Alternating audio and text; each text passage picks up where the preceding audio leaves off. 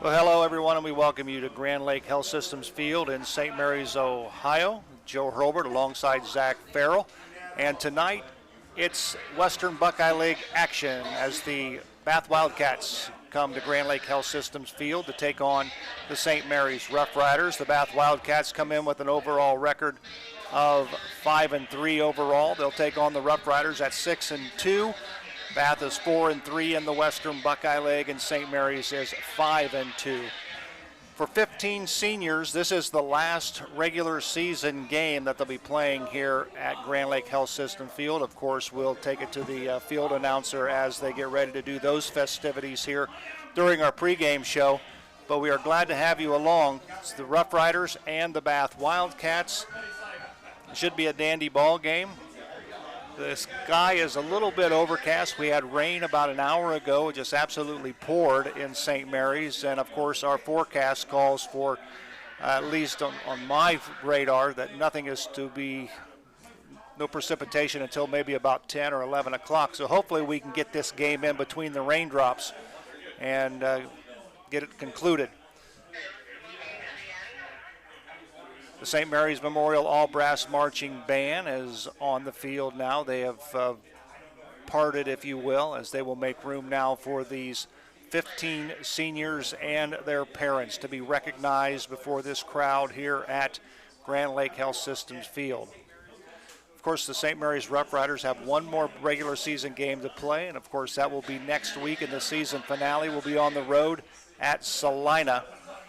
So Rider Nation Station will be there. We're not really sure whether we'll have the video portion of it or that will be tape delayed into the following week, or obviously we'll be able to bring it to you, the audio. Hopefully everything will work out, and that could change along the way. It's been a crazy season as far as what we're able to do and what we're not able to do. So right now we're going to turn it down to the public address announcer as they announce these 15 seniors playing their final regular season game here at Grand Lake Health System Field. Is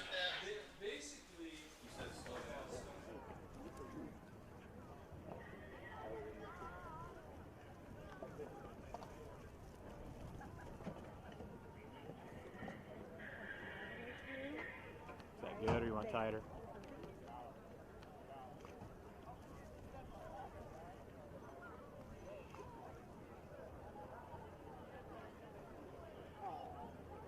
Number 5, Kyle Kogi, escorted by Nate and Nicole Kogi.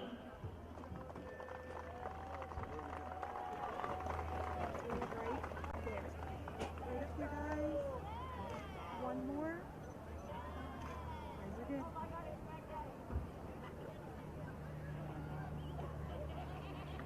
Number 6, Craig Stutler, escorted by Alan and Natalie Stutler and Tara and Mike Compton. All the way through. Yep. Okay, right there. Perfect. Right up here, guys. One more.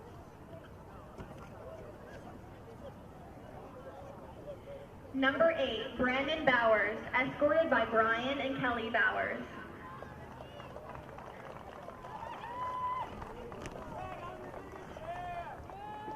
Come through just a little bit more. Right there.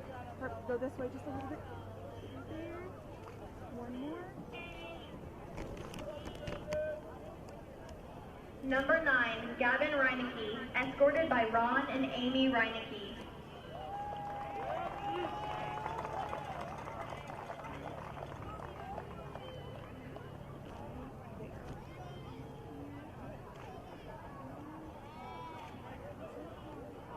Number 11, Braden Hemelgarn, escorted by Mitch and Gina Hemelgarn.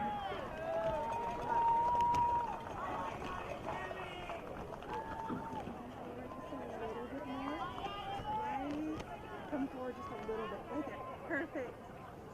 One more. Thank you. Number 20, Ross Henshin, escorted by Jay and Tracy Henshin.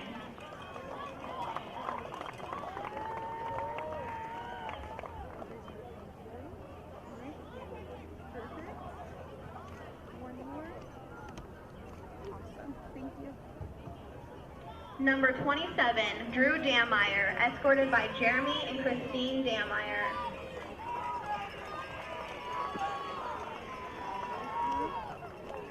Nice, good. Go that way just a touch. Right there, perfect. One more.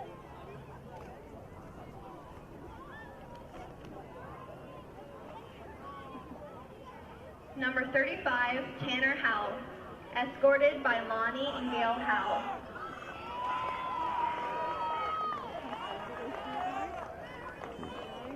Right there, perfect. Hey, right up here, guys. One more. Awesome.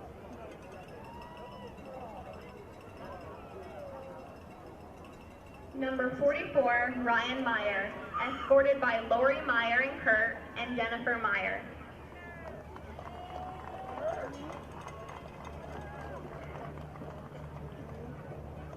Perfect, right up here, guys. One more.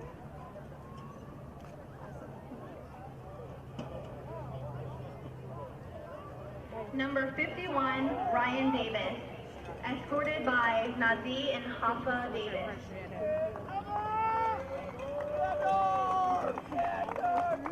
Right there. Perfect. One more.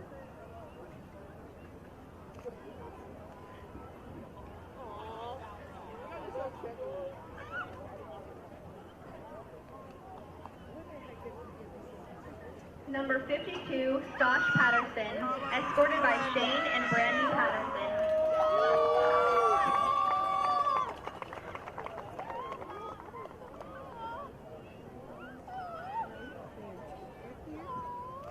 One more.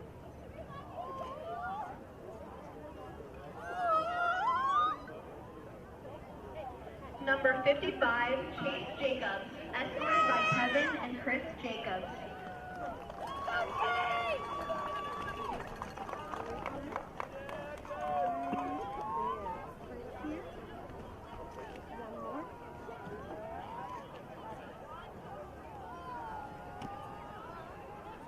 Number 87, Carter Sharp, escorted by Max and Nikki Sharp.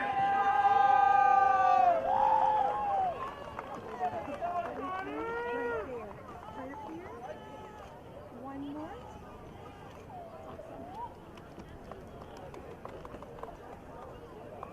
Number 2, Dylan Giesecke, escorted by Brian and Chris Giesecke. Right there. One more. Thank you.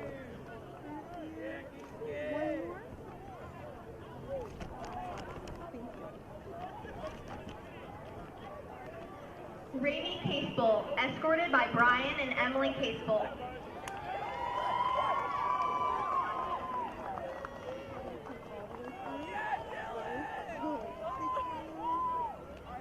One more.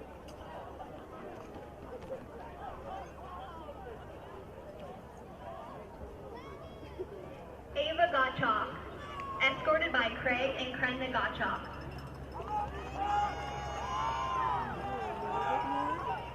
Right there. Big smile. One more.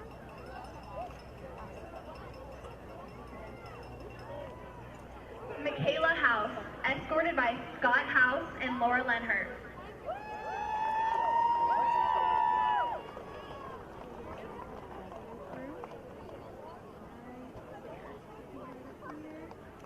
One more. Lily Oliar, escorted by Vince and April Oliar.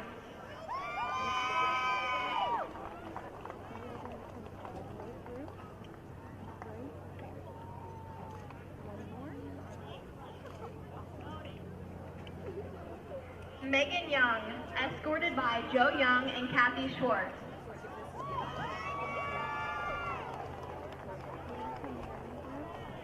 A little bit more. There you go. Bring it here. One more. Awesome. Regina, you get a picture for me?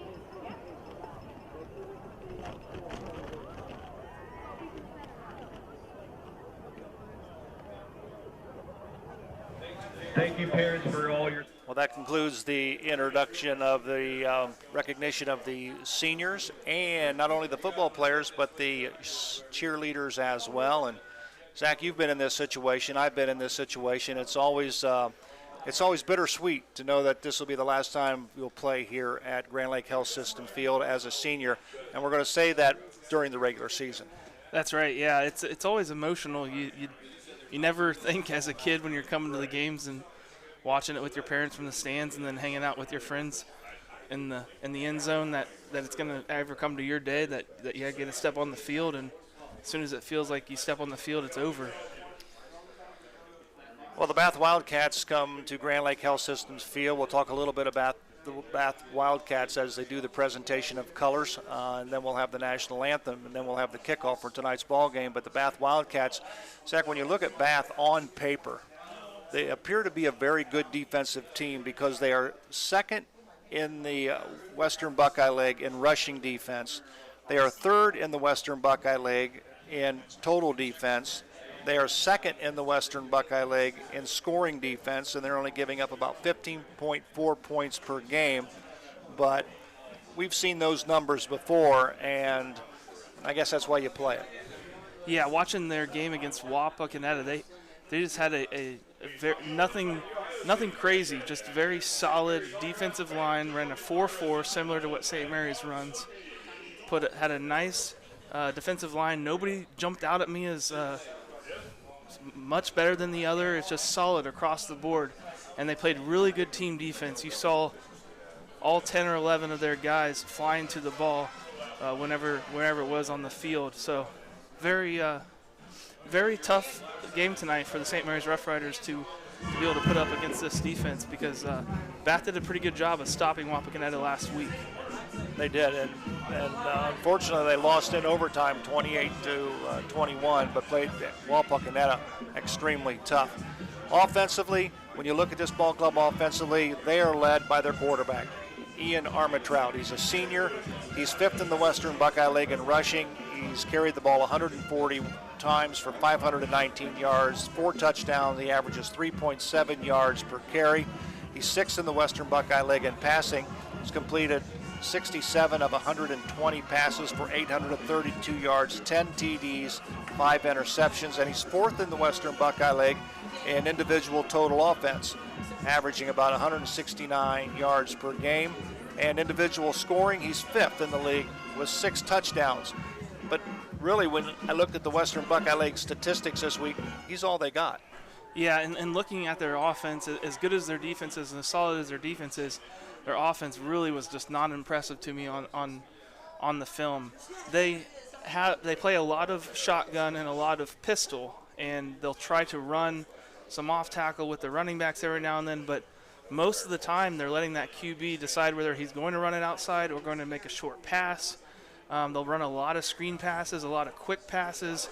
They'll try to put together some interesting kind of, we'd call them maybe trick plays, where they toss it to the running back and the quarterback runs out and catches the ball like a receiver from the running back. So they're trying different ways to basically keep the ball in Armitrout's hands. And go ahead. I'm sorry. But unfortunately, just from watching it, they got frankly they got lucky a few times against Wapak, is what it seemed like. They weren't really able to put sustainable drives together very often, and it's got to be frustrating for Bath to see that, because as good as their defense is, if they had a little bit better offense, they could be top of the WBL this year, I think. Now, if you remember last year, we sat in the stands at Bath to bring you the game, and both of us were really impressed with that freshman quarterback they had. I was anticipating him to come up and start again as a sophomore, but things didn't work out. I believe when I talked to Coach Bo this week that his father's an administrator, and he took a position in the Hilliard School District, and this young man has moved down there, and I have my understanding he's doing pretty well. Yeah, and you can tell that they're missing him, because Armitrout is a very good runner and very good short passes and pretty easy passes, but not so good from the pocket and from passing, and doesn't make a ton of long passes down the field like we saw that freshman capable of last year. Yeah, unfortunately, Armitrout can't throw it to himself, so that's the drawback. For the St. Mary's Roughriders, let's take a look at their team statistics. They are number 1 in the Western Buckeye League in rushing offense, averaging 259 yards per game and 27 touchdowns. Passing offense, of course, they go to the bottom. Really not needed. They've only thrown 47 passes this year, completed 21 for 358 yards total. That's about 275, 300 yards less than the 9th place team in the Western. 47 passes seems like a lot because the last 3 games I think we've seen 1 pass or 2 passes each game. Total offense, the Roughriders are 4th in the Western Buckeye League. They're averaging 304 yards per game on the ground. And scoring offense, they are 2nd in the Western Buckeye League, averaging 28 points per contest. Van Wert is the number 1 ranked team as far as scoring offense in the Western Buckeye League. They're averaging about 45 points per ball game. Defensively, this is, to me, the strength of the St. Mary's Roughriders. It has been, I think, the majority of the year. Rushing defense, they are 1st in the Western Buckeye League. They're giving up just 85 yards per game, 7 touchdowns on the entire season, which is almost less than 1 touchdown per game. Wow. Pass defense, they're 7th, giving up 122 yards per game. They've given up 3 touchdowns through the air, but they've also intercepted 9 passes. Total defense, they are 1st in the Western Buckeye League as they've given up an average of 207 yards per game. And scoring defense, they are 1st in the Western Buckeye League, giving up just 10.4 points per contest. That 7th in the WBL passing defense is a little surprising to me because we saw that passing defense step up so well against Van Wert and make the stops when it really counted. So they've given up a little bit, I think, later in the season and maybe later in these games where the game's been out of hand. But otherwise, it doesn't seem like they've been quite as bad as 7th in the league. Right now you see on your screen the presentation of colors here at Grand Lake Health Systems Field. They'll march to the other end of the field, and we'll have the playing of our national anthem by the St. Mary's Memorial All-Brass Marching Band, and then we'll wait for the arrival of the teams, and we'll get this ball game underway. Please notice the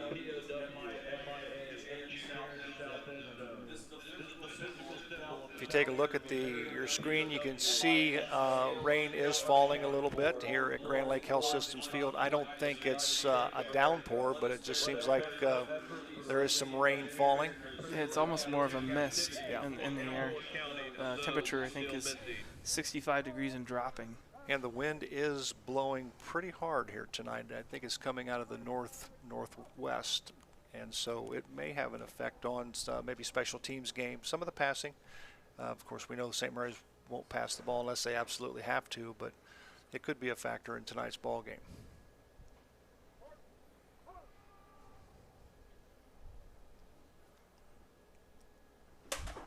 Off the field, I think the weather and the wind is preventing them from having their traditional inflated helmet and probably preventing them from any fireballs. I don't see anything set up out there, so it won't be quite as exciting when the Roughriders score this week.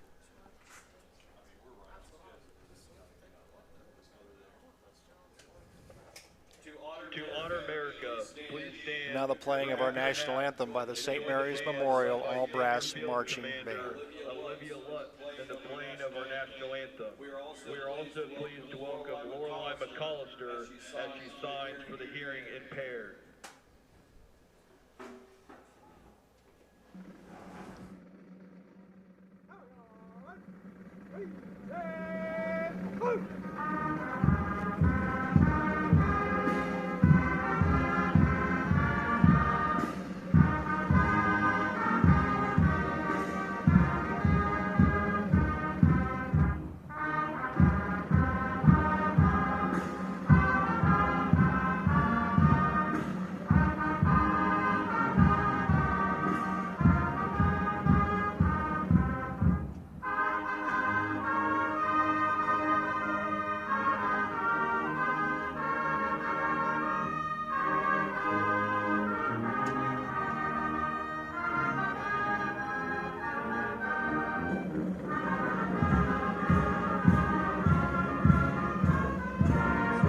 here soon, so I can get the team.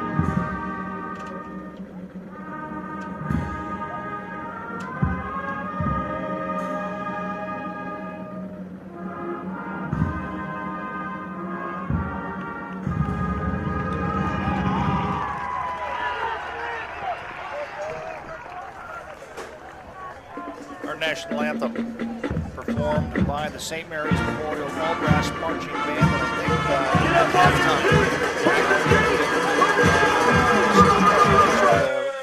The band at halftime. The band at halftime. Sorry, Joe. I was watching the Roughriders run out into the field. So, yeah, actually, we were going to be able to show the St. Mary's Roughrider band at halftime today.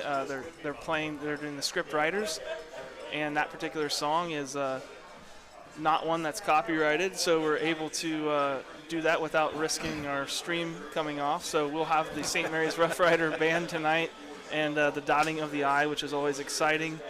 Also at halftime, when the Bath Band is playing, we are going to have Doug Spencer up here interviewing for the theater group, the Friends of the St. Mary's Theater Group, talking about their projects, their fundraising, and their future as they try to renovate the St. Mary's Theater downtown. So pretty excited for the halftime show, but we got a nice half of football hopefully coming before then. Well, both teams are on the field. Of course, the Bath Wildcats always in their difficult-to-read jerseys, the white jersey with the light blue numerals and light blue pants. Of course, the Roughriders in their home gold pants with blue and white stripes, blue jerseys with gold numerals, and, of course, gold helmets. Fans are here in force, but again, if you're not able to make it or you didn't want to challenge the weatherman, we're glad you're along tonight. So sit back with your favorite beverage, kick your feet up, and glad you're able to join us as we bring you Rough Rider football here on Rider Nation Station. Joe Hurlbert alongside Zach Farrell. Joe, I'm sure we got lots of people out there at our sponsors as well, at Guarneri's and at VFW and American Legion, enjoying the show wherever you may be watching us. You can see in your picture there, you can see the student body dressed in pink tonight, and I believe that's in recognition of Breast Cancer Awareness Month. So the student body is out in force and in pink tonight. So we had highlighters last week. We had construction workers the week before that. It's always a theme with them, isn't it? It is. Well, I believe the Rough Riders are going to kick off to start the ball game. It'll be a Laura Yelton State Farm Insurance kickoff brought to you by Laura Yelton State Farm Insurance. Be a legend, insure your life. Laura Yelton State Farm Insurance in St. Mary's. Back to return the kickoff should be Griffin Mikesell, Skylar Lehman, and Blaine Albright for the Bath. Excuse me, let's go the other direction. Looks like we're getting the ball. Let's go this other direction. We're going to receive to start this ball game. So this kickoff return is brought to you by Laura Yelton State Farm Insurance. So we didn't get to see the coin flip tonight since they had the parents' night. They did it really early. Keaton Lyles should be doing the kicking off for the Bath Wildcats. And, of course, I will make mention now, we failed to mention it during their pregame show, that Tanner Howe is done for the rest of the season. Tanner broke his ankle last week in the Elida ball game. So this game is underway. And it's to Hemmelgarn. Hemmelgarn to the 30. He's got space. To the 35, to the 40. A lot of He's space. got one man to beat. If he can get it loose, he's to the 35 where he's run out of bounds. So the Rough Riders, great kickoff return. Of course, that will make the American Legion Post video highlights. That'll be tomorrow here on Rider Nation Station. Unfortunately, we got a flag, Joe, and he's signaling holding. And we got a Dave Weilbacher, attorney at law, penalty on the play. Well, I guess that's the only good part about him not running it all the way back. That would have been even more frustrating. Oh, yeah. Man, he had just one guy to beat because he had 5 guys out in front of him with a caravan to the end zone. Kind of wish one of those guys would have turned around and found that other guy, but Yep. They're going that was a 15-yarder, so I'm not. They're going to mark it from the spot of the foul. So it'll bring the ball back into Rough Rider territory. Well, they'll set up shop, 1st and 10. It'll be placed at the Rough Rider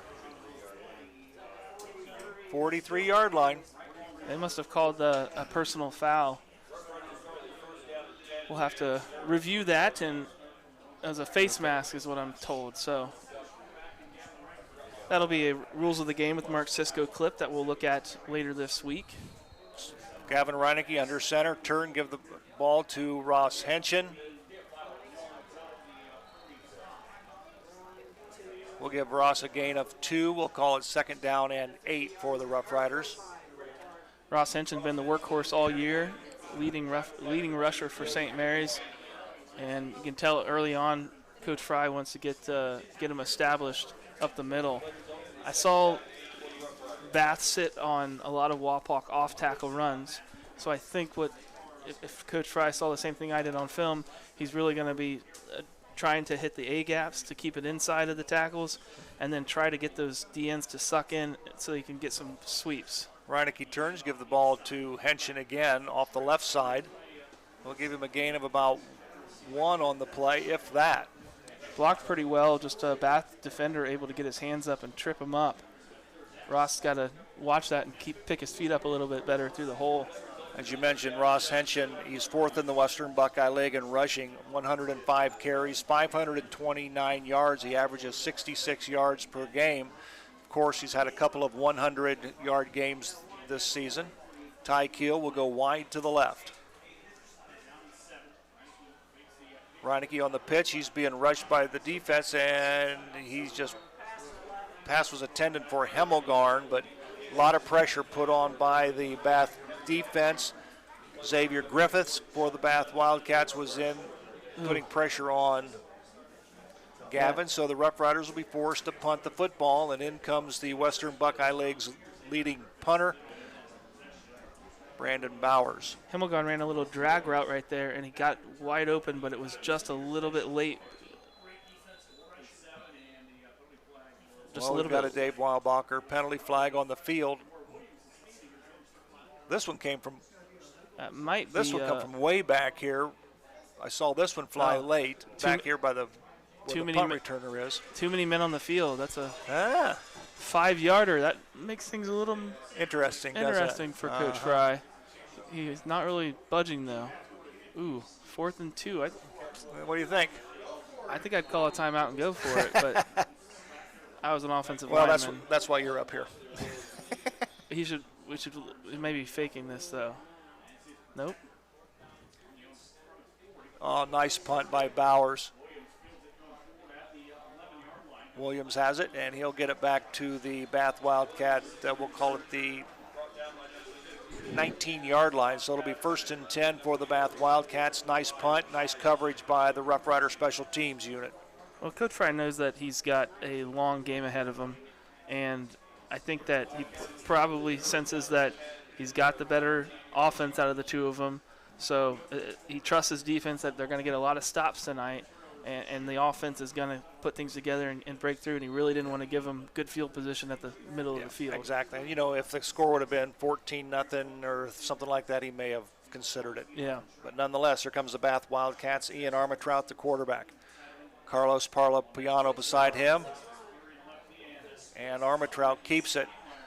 And we'll give him a gain of a couple on the play, but this is pretty much what's going to happen. You're going to hear Armitrout's number called quite a bit in the course of this ball game.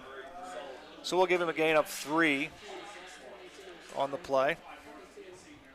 He's averaging about 3.7 yards per carry, and that's pretty much about right at his average. Yeah, he's just going to read the defense, see what they're giving him, think about throwing a short pass, and then probably take off most of the day on an off tackle. Every now and then maybe a draw up the middle. 9:37 remaining here in the first quarter on the American Manufacturing Solutions scoreboard. Armitrout pass. Pass is caught to Austin Williams. Clock will continue to run, but it should be enough.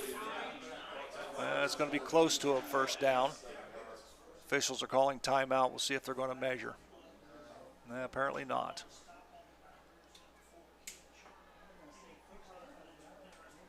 They say it is a first down, so they're going to move the sticks. It'll be 1st and 10 for the Bath Wildcats. We talked a little bit about measurements with Mark Sisko, and he pointed out that with on these new fields, when you have turf, you're not worried about whether the lines are correct or not. So if you can say this is close to the line and it's over the first down, you don't need to come out and measure it. It is what it is. You can see where the line is on the other side and line it up. Armentrout, the senior quarterback, calls the signals in a shotgun formation. He's going to keep it, and he's going to run to the left. Roughrider defense in pursuit. We'll give him a gain of about 6 on the play. Zach, nothing fancy about this offense so far. No, it's interesting because it's out of shotgun, but it's just basically a brute running attack out of the shotgun with a few short passes, a 5-10 yard stop, a screen pass here and there, just enough to keep you honest. But it's really a line them up and try to out game your defense about, well, they're lining up too many on my left side, so I'm going to run to the right. And you're putting the wide receivers out there almost as blockers a lot of the time. Armentrout calls the signals. He's getting pressure by the Roughriders. An easy pass completion. I believe it was number 12, I believe. Yeah, number 12 on a little drag route. Just about 5 yards. Watch 12 come out of the bunch here. Crosses over, kind of a little bit of a pick play between number 1 and number 12. Wyatt Malley on the reception. So that'll be a first down for the Bath Wildcats. Looks like Jay Schaefer, 32, just unfortunately put in a position where he's either got to keep running with his guy across the field or he's got to break off of that and go back to and cover the guy coming at him. And he broke off, but it was just a little too late. 1st and 10 for the Wildcats. Armentrout has the football. He's got room to run, and he'll dive forward, and it'll give him a gain of about 4 on the play. I take a look at the offensive line. They're not little, Zach. Across the front, they go 230 at left tackle, 255 left guard, 277 at center, 260 at right guard, and 280 at left tackle. So he's got some big boys to run behind. Absolutely. And that's really what they look like to me, is they're not the best pass blockers. They're more of run blockers. They pull the guards like a St. Mary's sweep sometimes. But they're a little slower at it. They're not. Absolutely.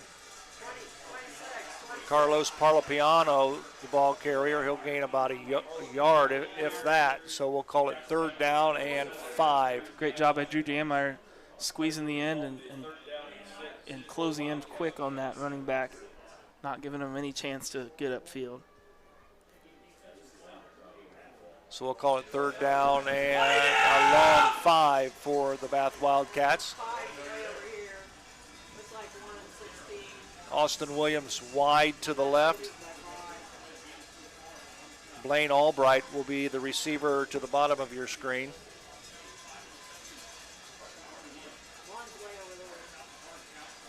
Armentrout drops straight back, and pass is incomplete. Pass was intended again for Wyatt Malley. Good rush defense by the Roughrider defense. They were right in his face, like right now, and yep. Yeah, Malley was just kind of coming back to the ball. I think to just try to help him out, give him a emergency exit.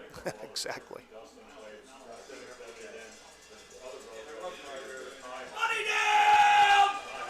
So they're going to go for it, I believe. All indications look as if they are. It'll be 4th down, and we're going to call it a long 5. And we've got a timeout called by the Bath Wildcats with the score on the American Manufacturing Solutions scoreboard. The St. Mary's Roughriders nothing, the Bath Wildcats nothing. Back right after this timeout. American Manufacturing Solutions is proud to invest in St. Mary's and proud to sponsor Roughrider football. Think AMS, think logistics, done right. AMS is your complete supply chain solutions provider. Have electrical service needs? AMS can take care of that too. Call us at 419-300-1007 or visit us at AmericanMFGSolutions.com. And there they are. All righty, there's a shot of our student body dressed in pink and honoring and recognizing Breast Cancer Awareness Month. Cheerleaders also have some pink pom-poms down here. Everyone getting in the spirit. It'll be 4th down, and we're going to call it, like I said, a long 5, possibly 6 yards to go. Bath Wildcats are going to go for it. They got 2 receivers wide to the left. Receiver in the wing. Lone setback is Parlapiano. Armitrout calls the signals, rolls to his left. He has been pressured and out all by himself. It's Malley again. Is Malley, and that'll be a 1st down for the Bath Wildcats, and there has to be a breakdown in coverage because he was out there all by himself.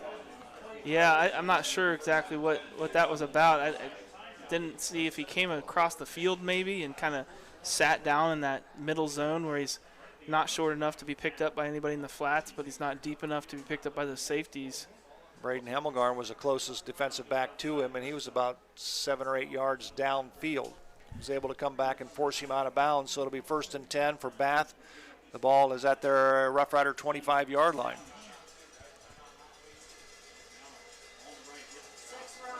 Armitrout pulls it down. I'll tell you what, he is an elusive runner. We'll give him a gain of about 9 on the play. Well, we'll give him a gain of 8. We'll call it 2nd down and 2. But, I mean, it's nothing fancy. Nope. It's nothing fancy, but you got to give a credit to the big guys up front in the trenches. Obviously, they're holding their own. I think sometimes on a play like this, I think he just goes down the line and reads the hole that's open, and then he'll cut it up at that particular point. If that wasn't there, he'd have kept it and made more of a sweep out of it. Right. So it'll be 2nd down and 2. You can tell the St. Mary's defense is missing Tanner Howe tonight, too. Yep. A lot of these runs, you know, he'd be on an angle in the backfield. So definitely some adjustment here early on from St. Mary's needed. Armitrout in the shotgun. He's going to keep it and just tuck it and go to the right. And from behind, it's a nice tackle by Drew Dameyer, number 27. That was a big play. Nice play by Dameyer. Just chased him down from the backside. Yeah, so far I think you got to be happy with St. Mary's kind of stopping the rushing. The problem is that they're giving up some pretty big pass plays here, and by big I mean they're leaving guys wide open. So Bath is clearly finding holes in the St. Mary's secondary that we're not been able to stop or get enough pressure on the quarterback to make some bad decisions. Armitrout under center to Parlapiano, and he's going to get a 1st down and more. They needed 2. He got probably about 12. Right on cue, Bath puts together a nice rushing play. Down block by their left guard, left tackle. Armitrout under center. He'll give the ball to number 45, I believe. 35? 35, yep. That's Skylar Lehman.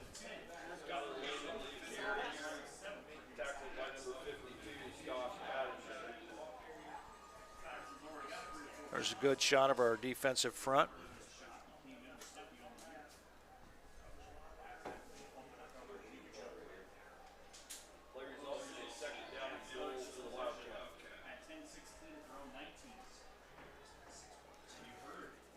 It'll be 2nd down and goal for the Bath Wildcats. Ball is at the Roughrider 7-yard line. Armitrout under center. Turn. He's going to pitch it, and the ball's loose on the floor, on the ground. There's ball. Roughriders recover it. Good job by the Roughriders.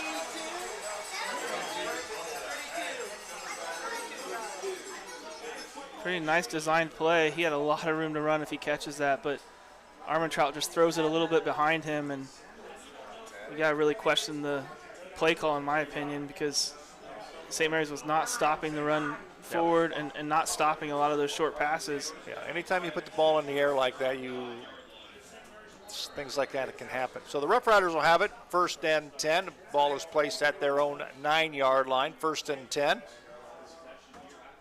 Fortunate break for St. Mary's, Absolutely. and now they need to take advantage of it. They need to march back down the field the other way.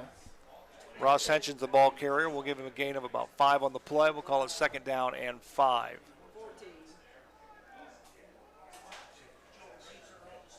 I think the Rough Riders offense got an eye-opener and realized that this Bass offense can put the ball in the end zone if they don't turn it over. So we got to do something offensively to put some points on the board. Well, they definitely have some more pep in their step, a lot more energy coming out here than they did the first drive. Boy, nice run there again by Hemmelgarn. Or is that Henson? That's Henson. Carrying the pile. Yep, Hemmelgarn's down there.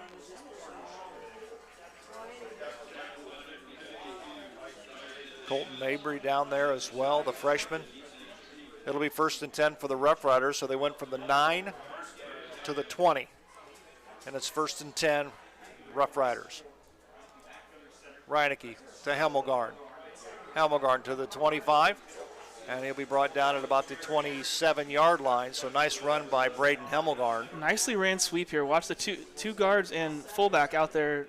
All three of them got their helmet on somebody, and Hemmelgarn made a nice cut right on the inside. Didn't try to push it to the outside like we sometimes see Hemmelgarn do. The other thing about that from watching that again is Bath is really selling out on that sweep. So if he's able to get through there, there's not a lot of defenders behind it to catch him. Well, their defensive back is about 10 yards from the line of scrimmage, and nice job by Ross Henson. We'll give him a gain of about 10 on the play. It'll be another 1st down for the Rough Riders. See on your screen, 2:04 remaining in the first quarter. I want to remind you to stay with us in between quarters, as we'll have the big Ralph Ryder replay brought to you by Guarneri's Pizzeria and Pub.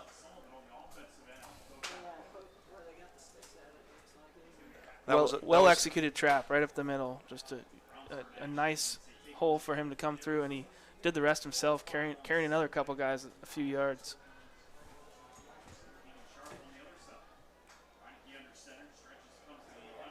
Oh, nice pancake block. Colton Mabry with his first carry. It's going to be close to a Fowler TV 1st down. We'll give him a gain of 9. We'll call it 2nd and 1. Tell you, Joe, we're in the 9th game of the season. The biggest thing that I can see from our offense and offensive line from the first couple games to now is the ability for our tackles and tight ends and wingbacks to seal the edge. Early in the season, when we tried to run anything to the outside, there were people in their face right now disrupting the play. And we've seen more sweeps and outside runs with plenty of space for the guards to get out there and the running backs to get out there. So Coach Wright talked about that earlier this year. It's just about everybody doing their job, and we're really seeing the last few weeks those tackles and tight ends really doing a great job of sealing the end. The wing backs helping out with that, and they're even getting 2nd-level blocks now. So really nice to see this the progression through the year for this offensive line.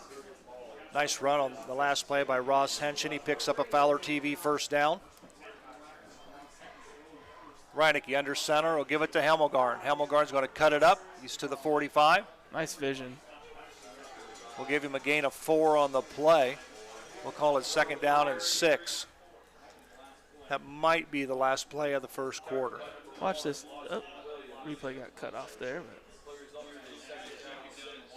Watch this replay here. Hemmelgarn takes his time, lets the hole set up, and then cuts up the middle. Really, if he just got a little bit caught up in Stosh Patterson's block there, otherwise he would have had even a few more yards probably. But excellent job of being patient and waiting on your blockers to set up that run. That's the end of the first quarter with the score on the American Manufacturing Solutions scoreboard. It's the St. Mary's Rough Riders nothing, the Bath Wildcats nothing.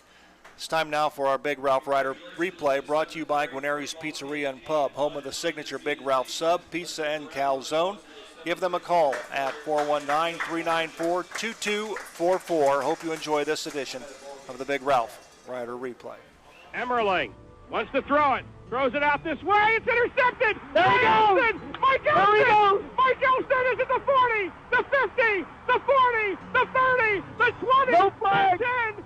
It's a touchdown. Elston. Elston. The defense. They're going nuts on the far side of the field. Mike Elston. 85 yards, right? 85 yards for the touchdown. The St. Mary's Roughriders lead it 13-3. Alrighty, we hope you enjoyed that edition of the Big Ralph Rider replay. I believe they told me from the truck that was Mike Elston's interception return against Columbus DeSales. We liked it so much we thought we'd play it again. Nothing wrong with 2 weeks in a row hearing that beauty. It'll be second down, and we'll call it 6 for the Rough Riders. Ball is at the Bath 45-yard line.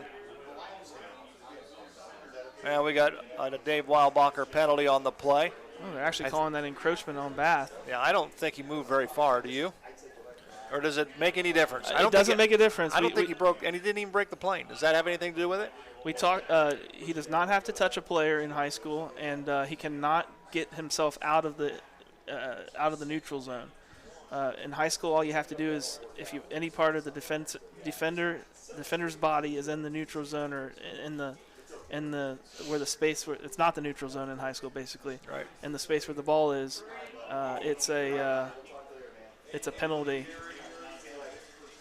Aiden Hinkle on the ball is the ball carrier. His first carry of the night. He picks up another Fowler TV first down. For all your TV and entertainment needs, see Fowler's TV in St. Mary's. 1st and 10 for the Rough Riders. The ball is placed at the Bath Wildcat 35-yard line. Second quarter just underway. Joe Hurlbert, Zach Farrell, Rider Nation Station. Glad to have you along from Grand Lake Health System Field. Western Buckeye Leg encounter between the Bath Wildcats and the St. Mary's Rough Riders. And up the middle goes Hinkle. He's got one man to beat. He breaks a tackle to the 20, 15, 10, 5. And he is run down. So close. At the 1-yard line. Oh, man. Yeah, he needs to get that shoe on because I think they're going to go going back to him this next play. He ran right out of his shoe. Well, Hinkle's going to watch that on film and wish he ran to the pylon. Yeah. I don't think he would have been caught there, but that's just great to see for Aiden Hinkle. That's his first real big run that we've seen this year. Oh, they're taking him out and putting Ross Henshin in. Yeah. Reineke comes back in with the play from Kobe Fry, and Ross Henshin will replace Aiden Hinkle. Well, Hinkle's taken enough touchdowns away from other running backs near the goal line. So full house backfield, quarterback sneak by Reineke. We'll see what the officials say. It looked like he rolled touchdown, Rough Riders.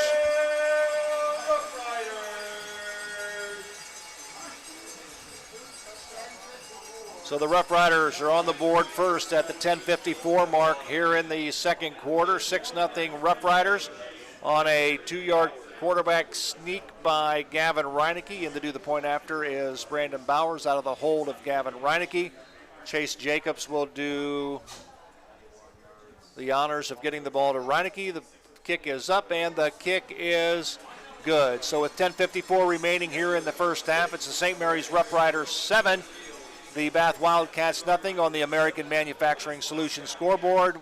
Back right after this.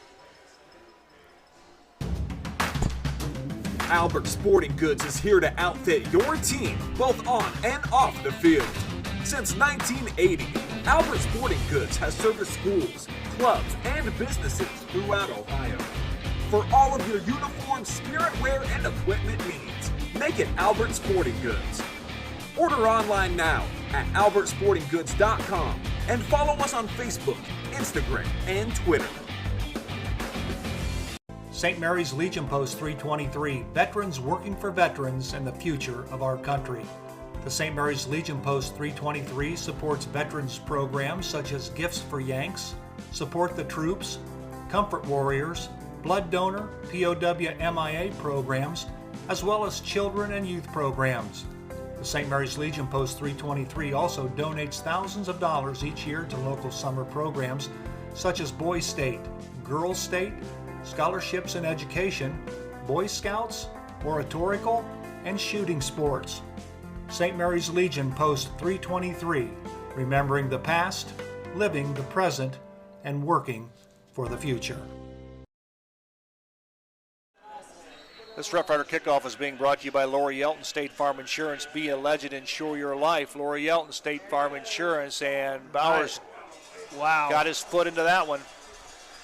Almost kicked it completely out of the back of the end zone. It was only about a couple yards short, so good kick by Bowers. It'll be 1st and 10 for the Bath Wildcats. The wind's really not blowing as much as it was earlier. You're right. Pretty dead wind, so that was pretty much all Bowers. I want to remind you that the Roughrider trivia question will come up here in the second quarter.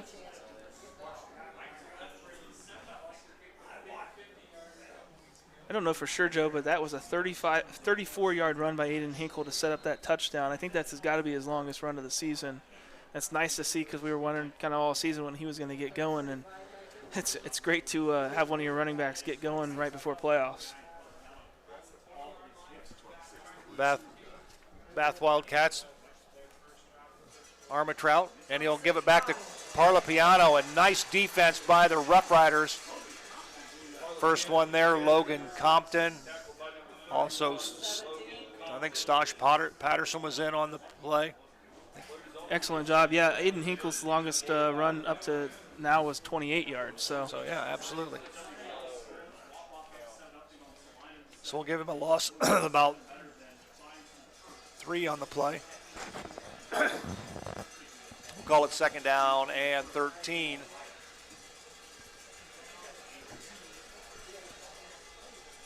Blaine Albright for the Bath Wildcats at the lower portion of your screen. Armitrout in the shotgun. He'll roll to his right, and he'll let it go, and it's caught by Malley.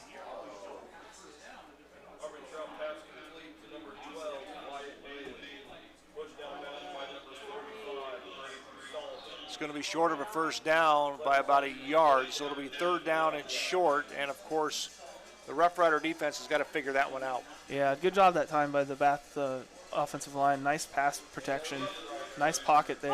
Gave Armitrout plenty of time. Definitely has a favorite target as we're seeing with Malley.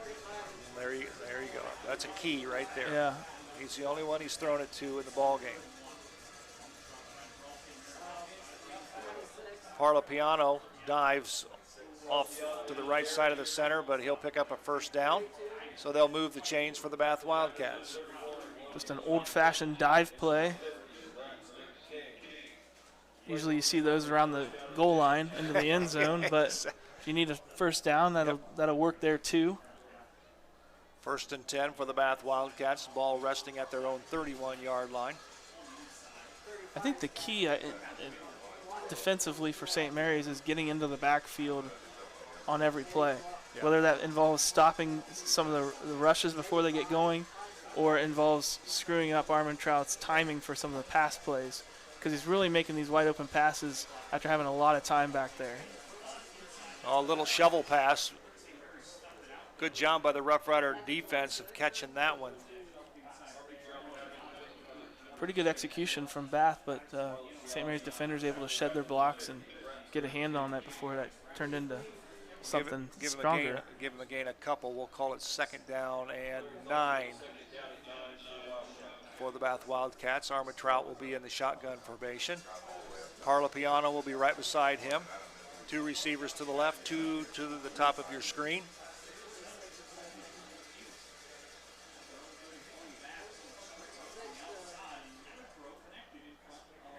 Nice pass, nice catch by the Bath receiver. In on the tackle was Braden Hemmelgarn. Good job by Armitrout standing in the pocket, even though he had some pressure in his face. Blaine Albright is the receiver. And that particular pass from Armitrout. So it'll be 3rd down, and we'll call it a yard to go.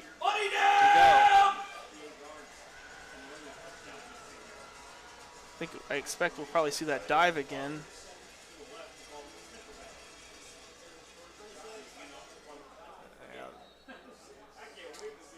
Parlapiano on the carrier. He'll go off tackle this time. He'll get the first down and some, so it'll be another first down for the Bath Wildcats. Yeah, I would have liked to see St. Mary's defense adjust a little bit better to that. They weren't in a shotgun. All of their guys were inside, and it was 3rd and 2, so no problem putting some more linebackers a little closer to the line, not giving them so much space. Parlapiano dives forward for about 3 yards on the play. So we'll call it 2nd down and 7.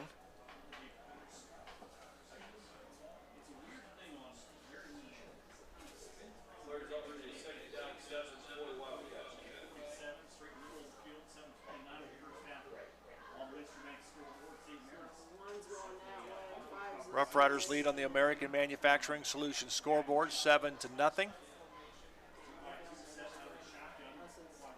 Looks like everybody's checking their watches for the Bath Wildcats, but actually they're checking their plays that are on their wrists.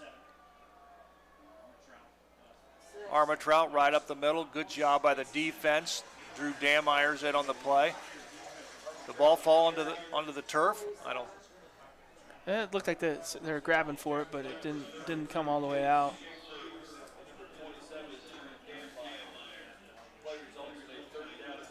Dameyer in on the play. I think Stosh Patterson's on the ground. Logan Tompkins got him by the legs, so good job by the right side of the defensive line for the Roughriders. It'll be 3rd down and 7. This is a big play for the Roughriders right now. They need to make something happen here and not give another set of downs to the Bath Wildcats. I think Bath, in that bunch formation, wouldn't be surprised to see that drag again by 12. They're going deep. The ball is knocked down by Hemmelgarn. Pass was intended for Malley. Good defense there by Hemmelgarn. You see that on your screen as he tipped it away. And it's not Malley. It's number 16. I'm sorry. Zeke Burkholder. Yeah, Zeke Burkholder had a step on his defender, and wasn't an awful pass, but pretty good job by Braden Hemmelgarn getting a hand on it. Really, if Armentrout could have got a little bit more air on it, could have been dangerous for St. Mary's. And the best thing about that is it puts them in that pretty deep 4th down where they're probably not going to be able to go for it here, so they're going to have to punt. Hemmelgarn and Sullivan back to receive the punt for the Roughriders, standing at their own 20. Nice punt. Hemmelgarn will take it. He's going to cut back. He's to the 35, to the 40. He's to the 50. He's got one player to beat. He's to the 30, to the 20, to the 10, to the 5. Touchdown, Roughriders! Big play by the special teams unit. Nice return by Hemmelgarn. You'll see him. He'll catch it at the 25-yard line. Braden Hemmelgarn, just the fastest man on the field, and showed it right there. Just running past everybody. Nice move on the punter. Punter did a pretty good job in pursuit, and Braden just anticipated him diving there at the end. Pretty nice into the end zone. Student sections cheering right there. So it comes at the 5:55 mark. Roughriders lead 13-0 with a point after touchdown to come.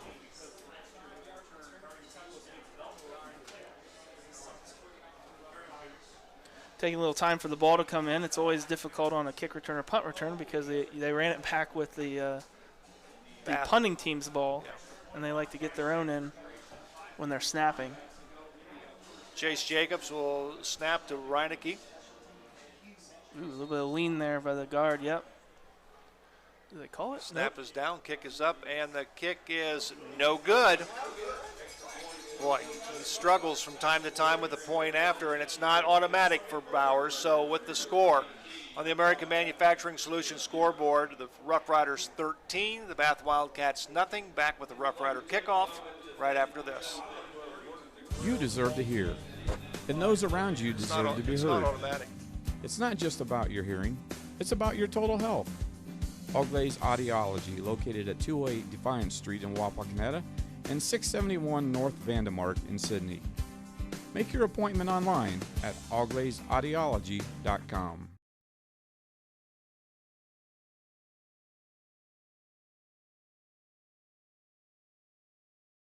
at Grand Lake Health System Field. Joe Hurlbert alongside Zach Farrell, Rider Nation Station. This Rough Rider kickoff is being brought to you by Lori Yelton State Farm Insurance. Be a legend, insure your life. Lori Yelton, State Farm Insurance in St. Mary's. We talked about it during the break, Zach. It's almost anymore. Brandon Bowers, he's struggling with something because the point after touchdowns, really, in all honesty, they're not automatic. No. They're not automatic. He's missed a couple of those this year. Well, Coach Fry said, it's kind of like a golfer. He's just got sort of the yips. He's got something that's causing him to pull it, and it's amazing because he can make 40 and 50 yarders, but struggling with those extra pointers, pulling it left. Short kick. I believe this is Mike Sell on the carry. Good job by St. Mary's kick returns or kickoff team. Everybody staying in their lanes, nowhere for them to go. So it'll be 1st and 10 for the Bath Wildcats. After this play, Zach, we'll give people the Rough Rider trivia question for tonight. And of course, you can post your guess in the comment section on YouTube or on our Facebook page. And Zach will choose the winner, and we'll mention them sometime in the third quarter. So we'll give it to you right after this play. Armatrout in the shotgun. Parlapiano to his left. He rolls to the left. A lot of time. And he's going to go up top. The pass was intended for number 1. That is Austin Williams, so it'll be 2nd down and 10. Here's our trivia question for tonight as we watch the replay on your screen. Rough Rider trivia question this week is, who holds the record for the longest run from scrimmage, and how long was it? Who holds the record for the longest run from the line of scrimmage, and how long was it? As I mentioned, go ahead and text your. And that's that's a Rough Rider. Absolutely.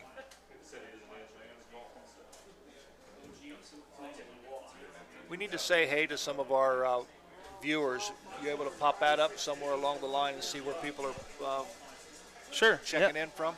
Yeah, we got people watching from all over the country. Ooh. Pass was intended for Williams again. It's incomplete. It was thrown behind him. He was wide open though. So it'll bring up 3rd down and 10 for the Bath Wildcats. Obvious passing situation. Money down! Yeah, that was just a huge opportunity there for Bath. I think he probably could have gotten the 1st down because there wasn't a Rough Rider defender around him. We've seen a lot of Rough Rider pass breakdowns for coverage, and way too many. Rough Riders jump, so it'll be 5 yards.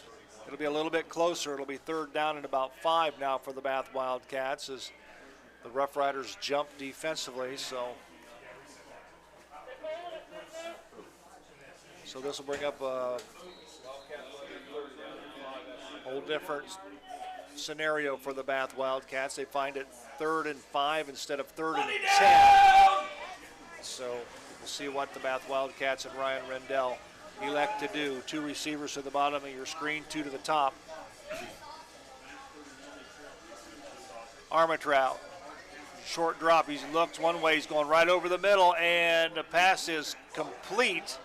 Nice catch. To Parlapiano out of the backfield, so it'll be a 1st down for the Bath Wildcats. You can see on your screen, watch Parlapiano come out of the backfield. Bath is trying to set up a pump fake. And he's just going to set in the hole. Yep. Right between the linebackers. Boom, got it. Nice pass, nice catch, 1st down Bath. Too much time for him to throw, and Parlapiano did a great job of catching that ball, went up for it. Didn't let anybody caught it right in the breadbasket, and knew he was going to get hit. But it's good when you have a running back doing that. Absolutely, he made the catch, so they're going to let him run the football a little bit. So Parlapiano picks up 5 yards on the play. We'll call it 2nd down and 5. So we got a Bath player slow to get up. I believe that's Xavier Griffiths, number 50, the left tackle, 6'1", 280-pound junior. As a matter of fact, their offensive line consists of only 1 senior. Wow. And that's the left guard, Lucas Pritchard. That's a Bath name, isn't it? Pritchard. Absolutely. Yeah, they're going to lose a few of these skill athletes next year, but with a line like that returning, that's a nice thing to reload with. While we're have a little bit of break here, we've got people checking in from all over the country. We have people checking in all the way from Villanova, Ohio. Joey Sampson. Ken Mormon watching from Salina. BJ Axe watching from Toledo, Ohio. Yeah, there we go. Now we're getting some distance. Linda Kirby checking in from Gettysburg, Pennsylvania. Awesome. Second down and 5 for the Bath Wildcats. Matt Dunham checking in snap. from Colorado. Parlapiano on the carry to the right. We'll give him a gain of about 4 on the play. We'll call it third down and about 2. Good job by Armentrout to get a handle on that snap and then still be able to hand it off. So wherever you may be watching, thanks for joining Rider Nation Station. Glad to have you along. It'll be third down. We'll call it a long 2 for the Bath Wildcats. And the offense moved. So that's a Dave Weilbacher penalty. So we'll move the ball back 5. So our penalty sponsor throughout the course of the season and down the tournament trail will be Dave Weilbacher, attorney at law for all your legal needs. See Dave Weilbacher. Give him a call at 216-225-9181. Anytime, day or night. He been on you to make sure you get that right? Huh? He's No, been- no, okay. he hasn't. No. Okay. Oh, call him anytime, day Exactly, or night. That's day right. or night. We'll call it third down and 8. Pressure. That's a duck. The Rough Riders have a shot at it. Ooh. Brandon Bowers goes over the top of Williams, and I think the advantage of Bowers because he's 6'4", that could be almost pass interference. Yeah, we'll have to have Mark Cisco check that out this week on Rules of the Game. That's a lot of contact It from sure Brandon is. Bowers. But Well, in all honesty, though, the ball floated, and there was enough time for Bowers to react to it and possibly get in front of him and either bat it down or pick it off. he had some contact to the body, but he let go of it, I think, soon enough and was going for the ball soon enough that that's one of those close plays that they're probably going to let go because he was going for the ball there at the end. Bath punts the football. The ball is headed to Sullivan. He calls a fair catch, and the Rough Riders will have it at the 25-yard line as a Dave Weilbacher penalty flag comes flying in from the back judge. So now here's a question. Does he have to give him 5 yards to catch football? Yeah, he doesn't. I don't think so. I'm trying to see what. Oh, was that a block in the back? As a block, it wasn't in the back. I don't know if they're going to call that one of those new blindside blocks. Blindside block. It really wasn't, to me, that aggressive or in the spirit of that rule. Well, he's putting his body in front of the guy and trying to keep him away from his receiver, but.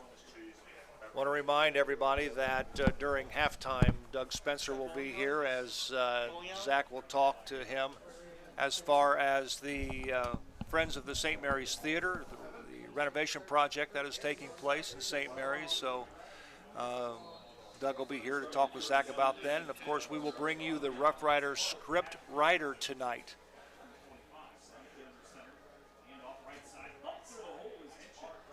Boy, Ross Henschen, second, third efforts, and he gets the ball out to about the 20-yard line. Just pinballing through the hole there, bouncing off one guy, bouncing off second guy.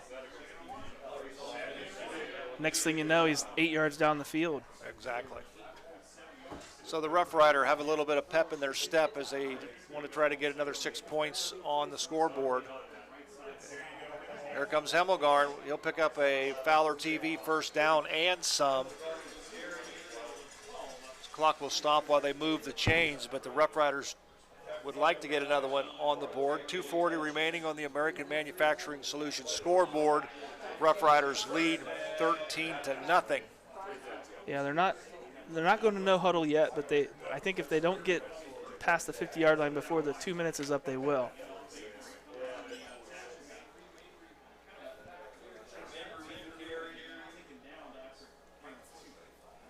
Colton Mabry on the carry for the Roughriders. We'll give him a gain of 2. Here comes Sullivan into the ball game. Patterson, Reineke with the play from offensive coordinator Kobe Fry. Jacobs brings the offensive line out over the football. Kogi lined up in the wrong spot. He'll run to the right, set up, and up the middle. Ooh. Henshin. Well, I tell you what, he is running with some authority tonight.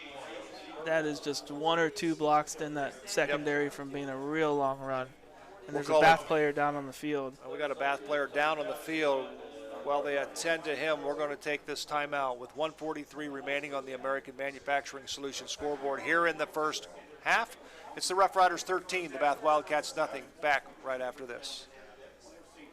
Auglaize Equipment Rental is your source for all your equipment needs. Whether you're a contractor or a homeowner with a project, we can help get the job done more efficiently. Check us out at 1900 Salina Road or auglaizeequipmentrental.com or just call 419-394-7883. Auglaize Equipment Rental. Buffalo Wild Wings in St. Mary's, proud to support Rough Rider Athletics and the Memorial Student Athletes. Join Buffalo Wild Wings for each Rough Riders football game streamed on Rider Nation Station. Buffalo Wild Wings, wings, drinks, sports. All righty, we welcome you back. 1:38 remaining. Clock is moving. Rough Riders to the line of scrimmage. Turn. Sullivan on the ball, on the carry. He'll get about 5 on the play. We'll call it 2nd down and 5. Timeout, St. Mary's. Timeout on the field called by St. Mary's. So with 1:20 remaining, St. Mary's 13, the Bath Wildcats nothing on our American Manufacturing Solutions scoreboard. We'll take a quick timeout. Back right after this. In life, as in football, there's nothing like a good coach to help you achieve your goals. Someone you can turn to for guidance, someone with a game plan to help you build up the financial strength you will need for retirement, family security, and life. With Prudential Advisors, that's what you'll get, someone who can help you build that financial strategy. To get started, contact Kelsey Burke, Financial Planner, and Denny Louth, Financial Advisor, at 419-394-8879 today. St. Mary's Eagles 767 is dedicated to promoting the general welfare of the citizens of St. Mary's by giving special attention to public improvements. They are also committed to helping meet the public needs and all that relates to the betterment, convenience, and comforts of the citizens of St. Mary's. For more information on how you can become a member, call 419-394-3257 or stop in during business hours at 404 East Spring Street in St. Mary's. We're back. Reineke's going to go up top. He's got Sharp to the 5. Touchdown, Rough Riders. There's an adjustment in the timeout. Hey, they're giving us a one-on-one coverage out here. Sharp, run past this guy. What a pass too. Absolutely. They don't throw often, but when they do, they make it count. One of the prettiest passes we've seen Gavin Reineke make for sure. Nice job by Keegan Sharp. Just run a straight fly route right down the sideline. Nothing fancy. And a perfect pass. That'll make the American Legion Post 323 video highlights. You'll see that tomorrow on Rider Nation Station. Check for notifications on your phone or electronic device. Going for 2, Joe. And Bath jumped. They didn't call it. Turn. Touchdown, Sullivan. Not a touchdown, I'm sorry. It's two-point conversion. I like it so much, we'll give them 6, but a good job by the Rough Riders. This is a Sullivan. Classic St. Mary's sweep. Yep, got people out in front of him. So with 1:12 remaining in the first half, 21-0 St. Mary's. We'll be back right after this. Here at TLC, we expanded our business, so we wanted the security, of knowing exactly where all the kids are and what's going on in each of the rooms. We chose Fowler's because we've done all our televisions with them, and they mentioned they have security systems. So we just wanted to go out and look at it, and they were very upfront, and they do excellent work from start to finish. And so we chose Fowler's TV. It's been great for us here at TLC Learning Center, and Fowler's TV would be great for anyone. Already back at Grand Lake Health System Field, Joe Hurlbert alongside Zach Farrell. This Rough Rider kickoff is being brought to you by Laura Yelton State Farm Insurance. Be a legend, insure your life. Laura Yelton State Farm Insurance. Bowers will kick it. For the Rough Riders, back to receive the kickoff is Mike Sell, Lehman, and Albright for the Bath Wildcats. This one's going to go into the end zone, and the Bath Wildcats will have it first and 10 at their own 20-yard line. Well, needless to say, St. Mary's needs some prevent defense here. 1:12 left on the clock here in the second quarter before halftime. I think Bass got a couple timeouts left, if not all three. It's kind of hard to see, isn't it? Yeah.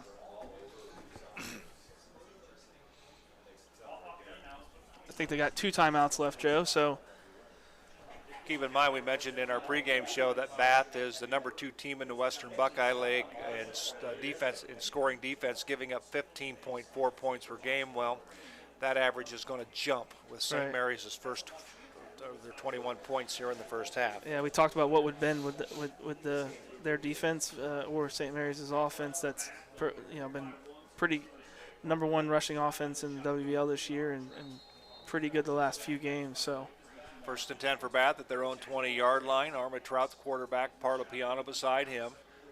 He'll roll to his right. He's going to put the ball in the air. Pass is complete. It'll be a first down for the Bath Wildcats. Clock will stop on the moving the chains. Schaefer comes away with the football, but it's going to be late. So, ooh, that ball was definitely moving. Yeah, that. Giesecke Schaefer points the other direction. Himmelgarn, when Himmelgarn hit him there, they could see the ball move, but he took it down to the ground with him. It's pretty hard to get that call. Ball's in the air. Ooh. Pass falls incomplete. Pass was intended for Austin Williams, so it'll bring up second down and 10 for the Bath Wildcats. 45 seconds remaining. You see it on your screen. Keegan Sharp getting it done on the other side of the field in that coverage. I imagine he's riding pretty high after that. I would think so.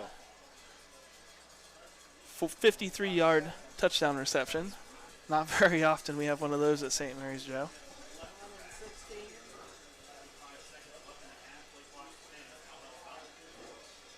Armitrout, long count. He'll roll to his left.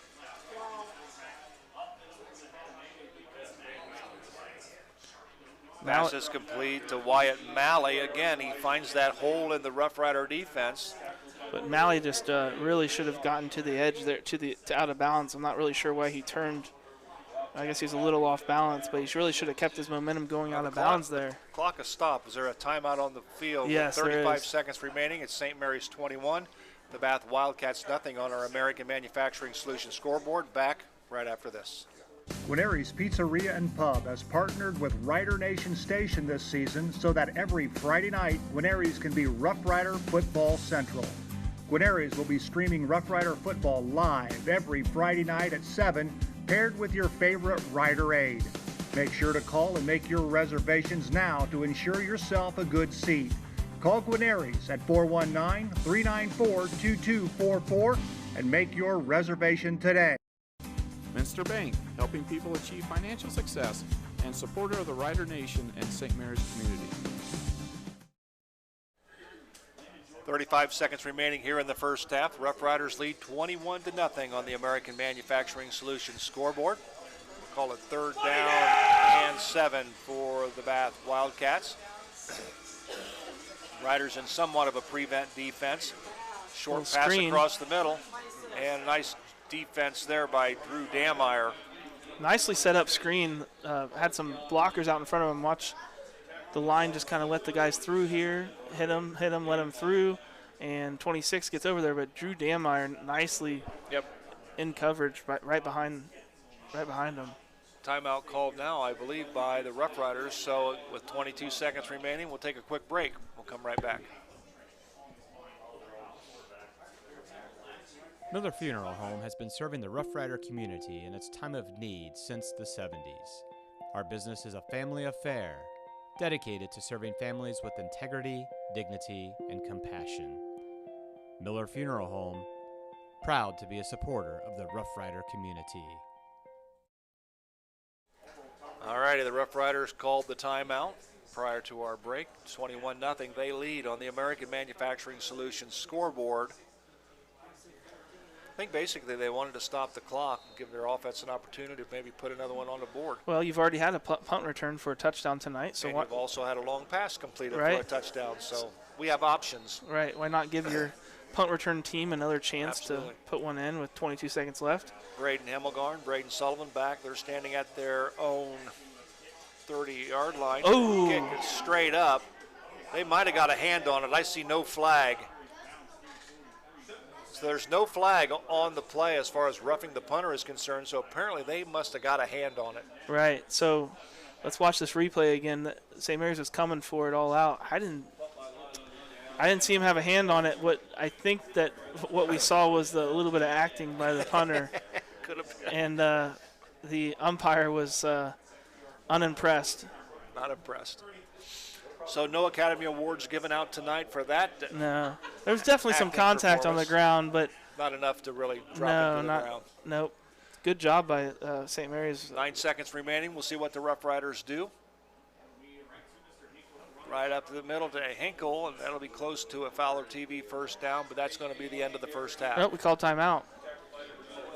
Roughriders called timeout with 1.7 seconds remaining. We're going to keep it right here at Grand Lake Health Systems Field. So the Roughriders have it. Coach Fry's going to think about this. He's either going to say, I'm not going to try anything crazy. We're just going to maybe do another trap and see what happens.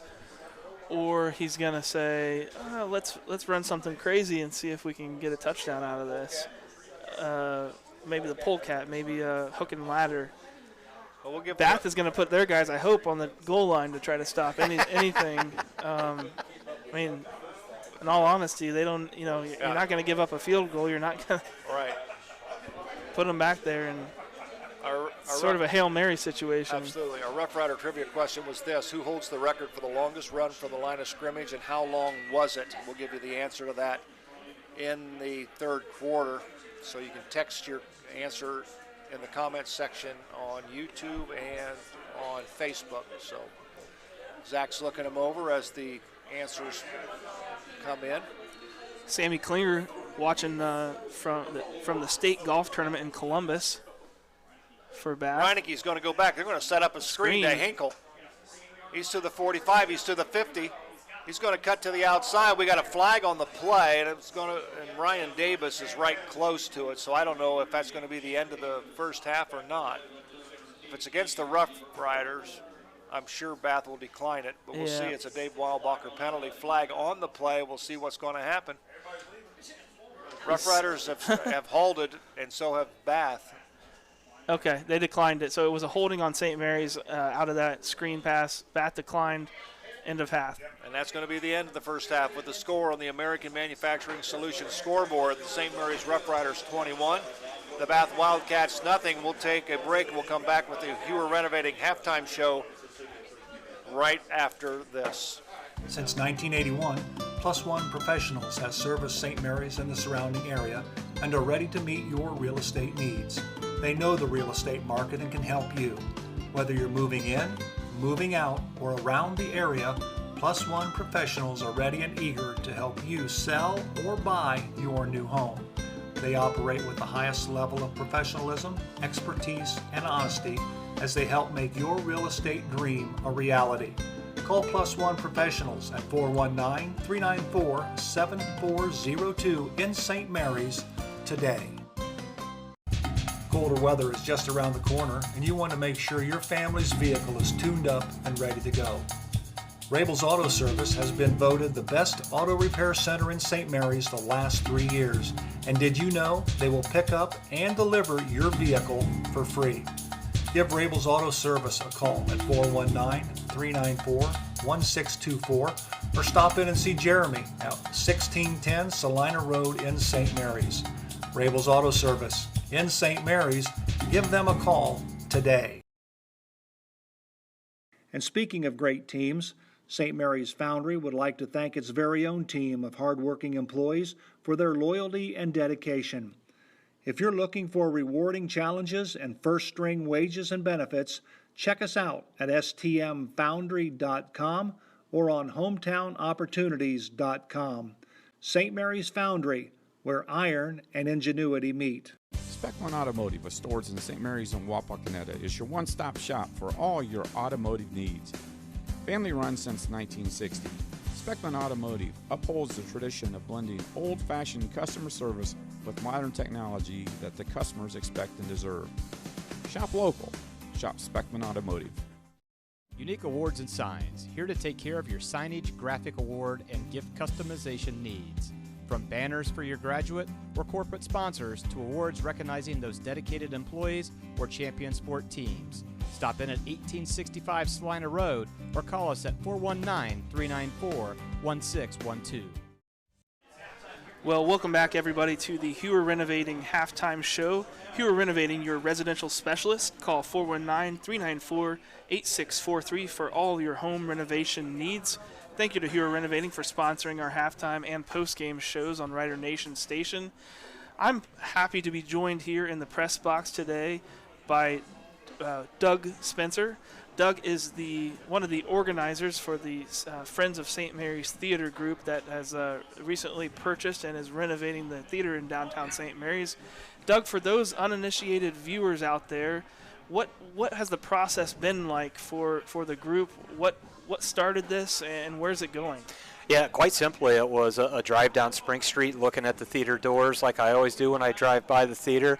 And I said, the doors to the theater cannot be chained shut when we celebrate the biggest birthday bash we will ever have in St. Mary's, the bicentennial celebration. And that's in August of 2023.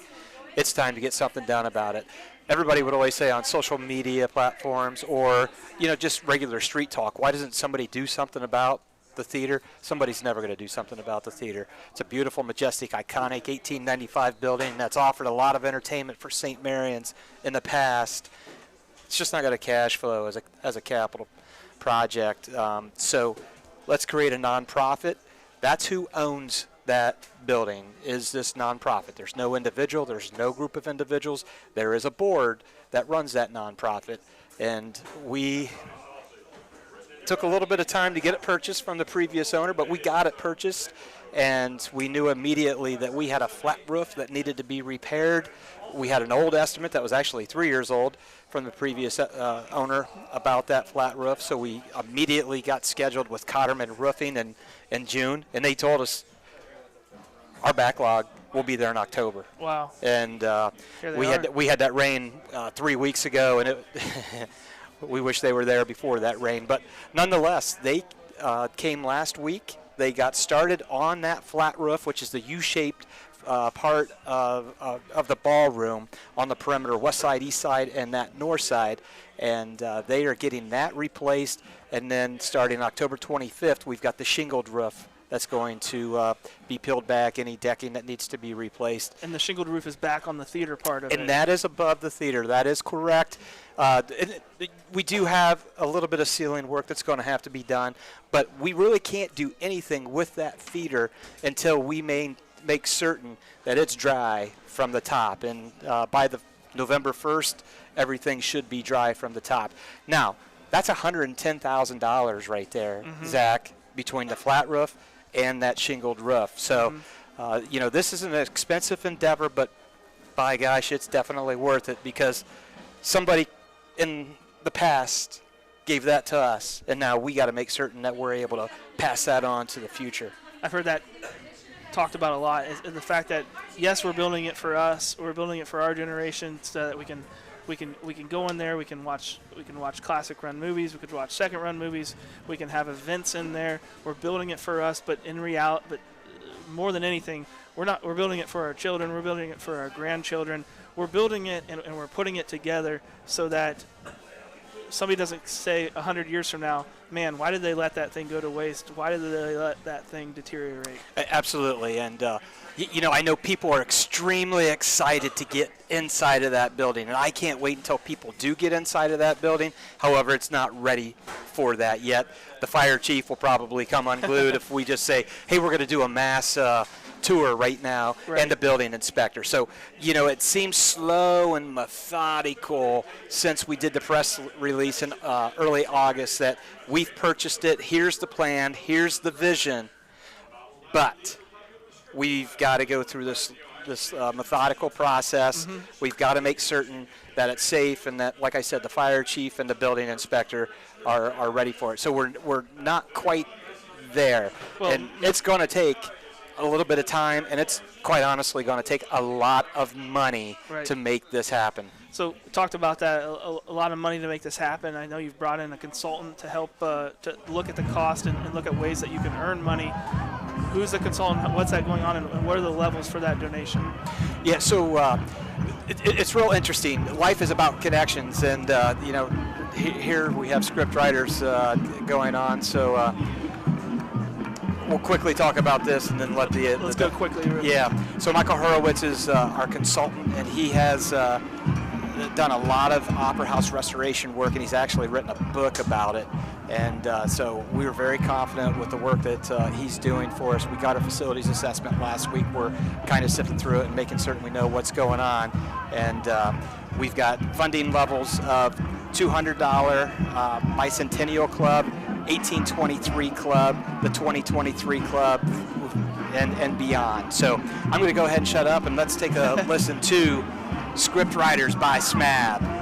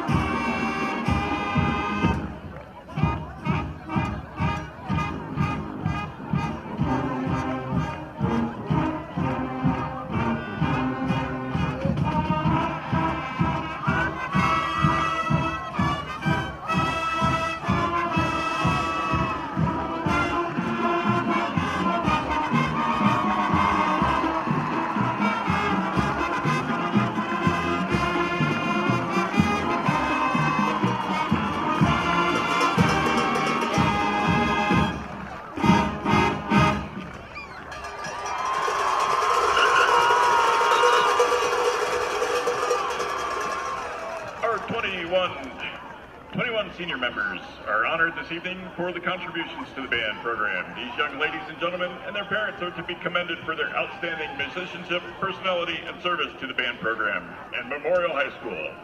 Their accomplishments and dedication are a testament to the importance that music plays in their everyday life.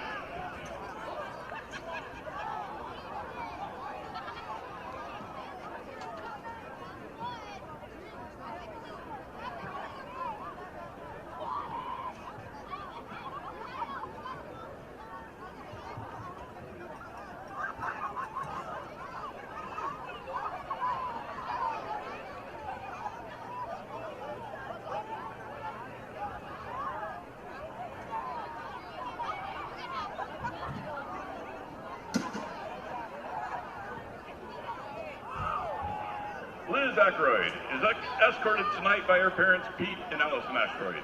She plays both trombone and clarinet. After high school, Liz plans to attend the University of Cincinnati or Purdue University and study engineering. Her favorite band memory is of band camp her sophomore year when we got to sleep over at the school. Reagan Amstutz is escorted tonight by her mother, Stacy Amstutz. She plays French horn, mellophone, and trumpet. After high school, Reagan plans to attend LSU Lima to major in early childhood education. Her favorite band memory is editing the murder mystery video for band camp at Carter Schmidt's basement. Autumn Crowell is escorted tonight by her mother, Mandy Crowell, and sister, Caitlin Dawson. She is a percussionist and plays bass drum in marching band. After high school, Autumn plans to attend Bowling Green State University and major in musical theater. Her favorite band memory is getting left at the bowling alley during band camp and getting iced coffee with Mrs. Frankenhauser. Vidalia Dixon is escorted tonight by her parents, Mitchell and Casey Doty. She plays both mellophone and clarinet. After high school, Vidalia plans to live her dream doing hair, nails, and facials in a salon. Her favorite times are in band, making memories with her friends and having fun. Tiffany Gerstner is escorted tonight by her parents, Dawn and Chris Gerstner. She plays the baritone. After high school, Tiffany plans to attend college and major in nursing. Her favorite band memory is becoming closer to her section leader in the last 2 years. Susie Gord. Good. Excuse me. Sorry about that. Susie Good is escorted tonight by her parents, Rick and Joe Good. She plays both mellophone and French horn. After high school, Susie plans to attend Edison State Community College and major in pediatric physical therapy. Her favorite band memory is of her senior year in band camp.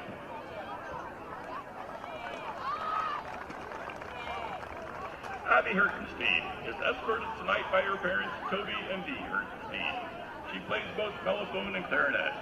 After high school, Abby plans to attend Wright State Lake Campus for social work and counseling. Her favorite band memory is of her junior year at band camp when Mr. Roby misjudged the weather and we all got caught in a torrential downpour while running back to the school from the turf. Morgan Hirschfeld is escorted tonight by her parents, Steve and Lori Hirschfeld. She plays both oboe and baritone. After high school, Morgan plans to attend Wright State University and major in chemistry. Her favorite band memory is of band camp her sophomore year when we got to sleep over all week at the school. Natalie Wally is escorted tonight by her parents, Matt and Anna Maria Wally. She plays both flute and mellophone. After high school, Natalie plans to attend the Ohio State University majoring in political sciences. Her favorite band memory is of dancing on the SMAV dance team to the song, How Long? Gretchen Langston is escorted tonight by her parents, Eric and Suzanne Langston. She plays trombone. After high school, Gretchen plans to attend Miami University and major in botany. Her favorite band memory is of meeting the seniors from the other bands.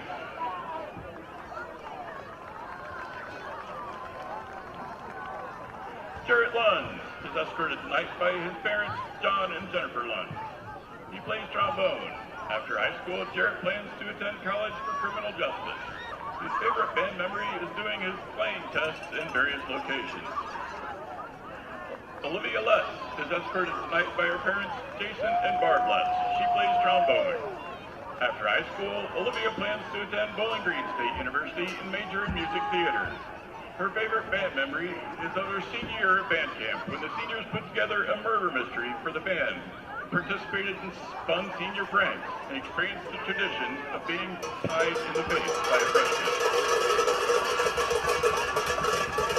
Connor Milner is escorted tonight by his parents, Adam and Angela Milner. He plays the trumpet. After high school, Connor plans to attend the Massachusetts Institute of Technology and major in mechanical engineering. His favorite band memory is of sectionals with trumpets and Mr. Gibson, also known as Coach. Carly Overly is escorted tonight by her parents, Nathan and Mary Overly. She plays percussion and snare in marching band. After high school, Carly plans to attend the Ohio State Lima to study psychology and pre-med. Her favorite band memory is of creating the murder mystery video with the other seniors. Abby Peterson is escorted tonight by her parents Tom and Joyce Peterson. She plays both sousaphone and tuba. After high school, Abby plans to attend college and major in nursing. Her favorite band memory is of band camp her sophomore year when they got to sleep over at the school. Clara Poe is escorted tonight by her parents Adam and Emily Poe. She plays bassoon, bari sax, flute, and cymbals. After high school, Clara plans to attend the Wright State Lake campus and major in criminal justice. Her favorite band memory is of when her bassoon was broken at solo and ensemble, but she still got a 1 on her solo. Haley Ross is escorted tonight by her parents Mike and Sheena Ross. She plays both sousaphone and tuba. After high school, Haley plans to attend college and major in business and marketing education. Her favorite band memory is of band camp when we got to sleep over at the school and getting pushed down the hallways on a table during band camp her sophomore year. Carter Schmidt is escorted tonight by his parents Amy and Greg Schmidt. He plays percussion and snare drum in marching band. After high school, Carter plans to attend the University of Cincinnati and major in musical theater. His favorite band memory is being a part of SMAD Drumline and feeling like a family. Savannah Slater is escorted tonight by her parents, Josie and Marion Slater. She plays percussion, bass drum, and the drumline. After high school, Savannah plans to attend college and major in psychology and criminology. Her favorite band memory is of being in the drumline. It was the best part of her high school career. Logan Spray is escorted tonight by his father, Kelly Spray. He plays bass clarinet, contrabass clarinet, and cymbals in the drumline. After high school, Logan plans to serve his country in the United States Navy. His favorite band memory is the freshman year at band camp when someone threw up in their tuba. Abby Williams is escorted tonight by her parents, Ashley and Hauser Williams. She is a majorette in the marching band and plays flute. After high school, Abby plans to attend the Wright State Lake campus and major in nursing and become a pediatric nurse. Her favorite band memory is of dancing at all the football games and making the other majorettes laugh.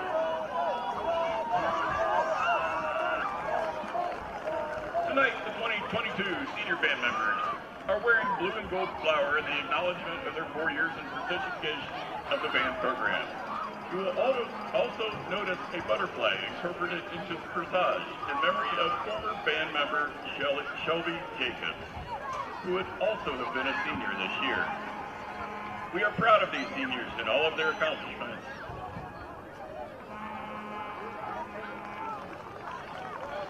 Please stand and join the seniors as they perform the Memorial High School alma mater, conducted by senior field commander Olivia Luss.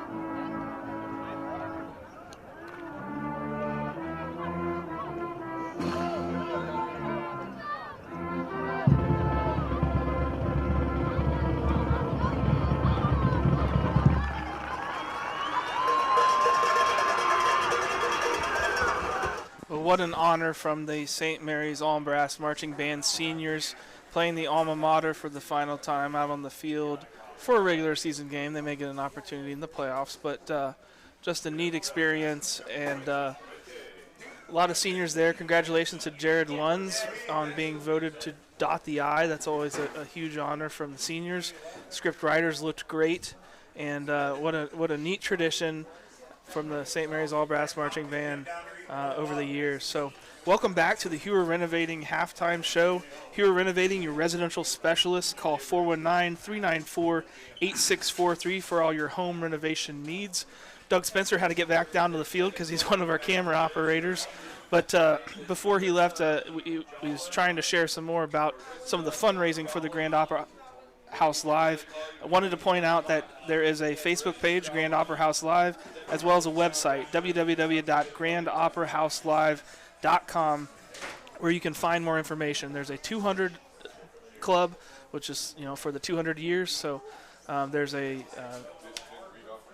1823 club, $1,823. Obviously, that's the year that St. Mary's was founded. And then there's the 2023 club for the 200 bicentennial. There's also corporate and naming rights that are available for some larger donations and pledges. And all of that's available. They're getting very creative here with their fundraising, and they're doing a great. As he talked about, they've already spent the money on buying the building. They spent money renovating the ceiling, renovating the roof on both the north part of the building as well as the theater itself, putting a lot of money into the renovations now, and they're working on getting some grants through the state of Ohio, and those grants require matching pledges from the public. So right now, if you've ever said, man, I wish somebody did something to that theater, took care of that theater, I wish something could be done about that theater, it's time to put your money where your mouth is and donate to the project and help see that through for future generations of St. Marians. That nonprofit's going to run it, and it's going to be something that is really able to be cherished by many generations. So looking back at the football game that's about to get started for a second half, I'm joined again by Joe Hurlbert up here in the press box, and I thought maybe I'd just try to go over some quick stats here, Joe. First downs in that first half, St. Mary's 10 to Bath 8. Total yardage, St. Mary's 199, Bath 142. Passing completion, St. Mary's was 2 for 3 with 1 touchdown. Bath was 10 for 16. Total passing yards, St. Mary's was 66, Bath with 98. Rushing, St. Mary's had 18 rushes for 133 yards, Bath 16 for 44 yards. So really some pretty close stats for both sides. Time of possession, St. Mary's only had 8 minutes to Bath's 15 minutes. And so St. Mary's really it's kind of amazing to look at those stats and say St. Mary's is up 21-0, but they took advantage of some big plays, and they took advantage of a costly Bath turnover down in the red zone. And that finds us with the second half kickoff. All righty, this Rough Rider kickoff brought to you by Lori Yelton, State Farm Insurance. Be a legend, insure your life. Lori Yelton, State Farm Insurance. It's taken back by one of the return players, and he's got a hole, and that return player, I believe, was Skylar Lehman. Take a look at some of the scores around the Western Buckeye League. Of course, St. Mary's 21-0 over Bath. Redskins over Salina 27-0. OG over Defiance 34-0. Van Wert over Elida 20-0. Wow. It'll be 1st and 10 for the Bath Wildcats. Ian Armentrout will be the quarterback for the Wildcats. The ball is placed at the Bath 32-yard line, where it'll be 1st and 10. Carlos Parlapiano, the lone setback for the Bath Wildcats, off to Armentrout's left. We'll see if the Rough Riders made any nice job there by number 50, Braxton King. And I'll tell you what, the last 3 or 4 ball games, he has really come into his own. Yeah, we've seen him make some things happen. Big plays, yeah. Actually fell down a little bit right off the snap, was down on his knees, and kind of snuck around the Bath defenders who were sort of pulling out that way. That was a little counter play from Bath. They made it look like he was going to run to the left and then countered back to the right as the blockers came. Excellent job by Braxton King. Leads the team in sacks with 7. followed by Dylan Giesecke with 6.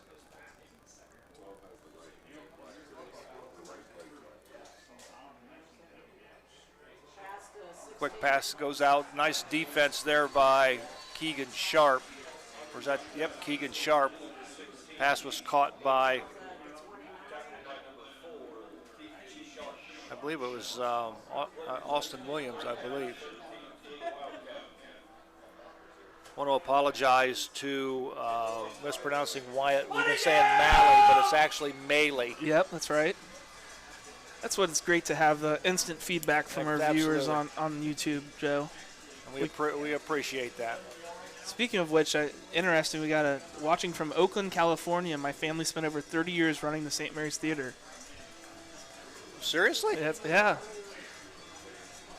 Please, whoever that is, please get in touch with Doug Spencer. He would really appreciate it. Boy, Armitrout bought some time as he rolled to the left, and the pass was complete. So it'll be 1st and 10 for the Bath Wildcats. Well, we're seeing Bath find ways to make sure that Armitrout has time to throw it and for the receivers to get open. They roll him out to one side. He's able to kind of settle down and give time for those receivers to find the open zones. Pass was caught by Austin Williams. I'd like to see St. Mary's bring some pass rush from the edges on both sides to force him up the middle or in the pocket. Give him less time to throw, hopefully. There should be I'm going to ask you on this one. Armitrout pulls it down. He's to the 40-yard line. He's run out of bounds about the 36. If we take a look at the instant replay, tell me if not, Parlapiano does not come to a stop. He does not come to a stop. That should have been a procedure penalty in my book. He doesn't come to a stop. He's got to set for at least a second. He looked like he was running Canadian football rules. Exactly. So anyhow, it's 1st and 10 for the Bath Wildcats. The ball will be placed at the Roughrider 40-yard line, 1st and 10.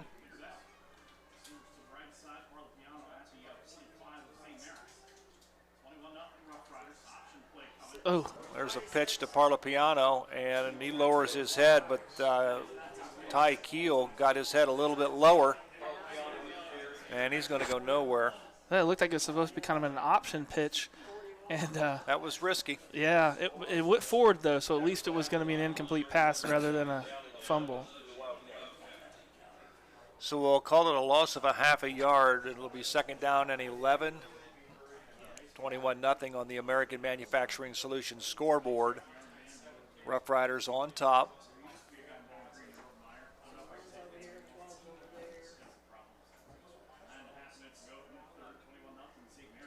Ball's on the ground. On the ground. Here comes Giesecke from the backside and got him.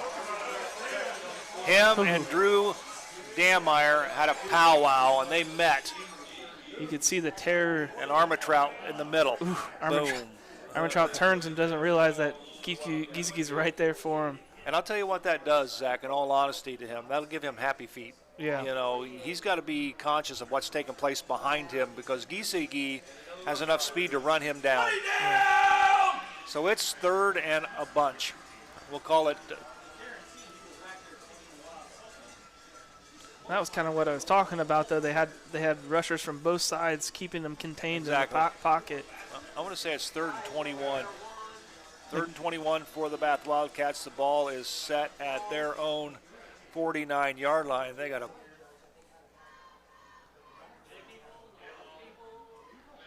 delay a game. So that's going to push him back even farther. So it'll be 3rd down and 26. Wow. This is a perfect opportunity for the Rough Riders to really benefit in field position when this is all said and done. To not give up a big play. Absolutely. I could see a screen coming in here, something just to try to get some yardage back. There it is. Bowers, I believe, on the stop. Nice sure tackle there. Yeah, they sort of just ran a drag and maybe tried to screen a little bit with the. Well, you got lucky to get back to the line of scrimmage, so that'll bring up 4th and long.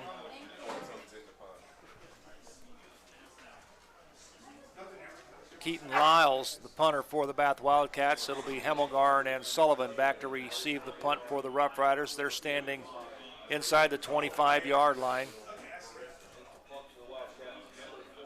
They're going to send a wide receiver out wide to the right. I don't think they're going to try a fake punt at this juncture of the football game. Nice punt. It's headed towards Sullivan. He'll catch it at about the 18-yard line. He's to the 30. And he runs right into the arms of a Bath special teams player. Yeah, it's like Joel Razor making the nice tackle there. There weren't many players behind Joel Razor, so. Yeah. Yeah, number 16, I believe. That's Zeke Burkholder? Zeke Burkholder.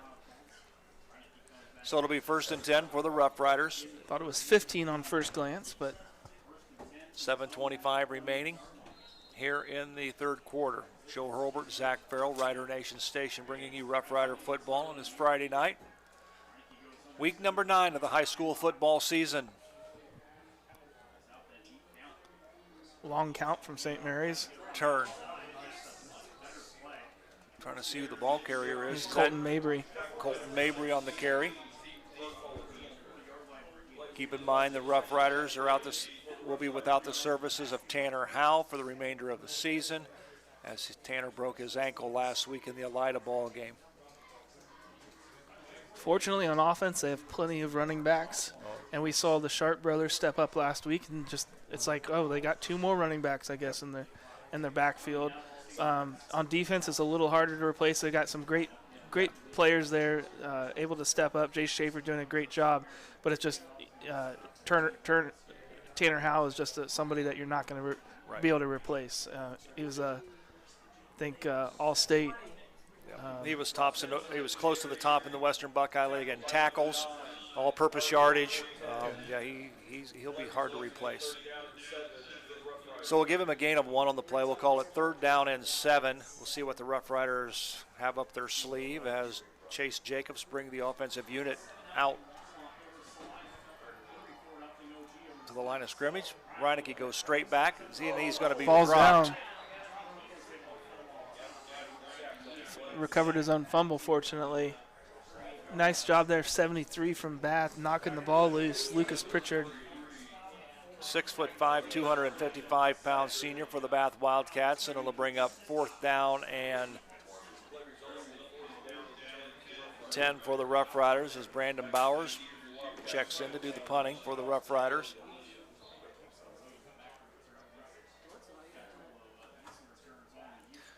I believe this is Austin Williams back to do the return for the Bath Wildcats. It gets a St. Mary's roll, goes inside the 20, inside the 15, still rolling, and the Rough Riders will down it at the 13-yard line, where it'll be 1st and 10 for the Bath Wildcats.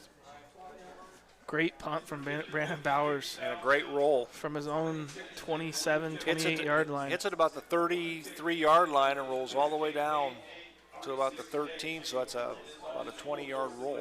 Wow. 5:23 remaining here in the third quarter. We get a break in the action. We'll give you the answer to our Rough Rider trivia question for tonight. Had a lot of great answers. A lot of people responded. A lot of people close on some answers.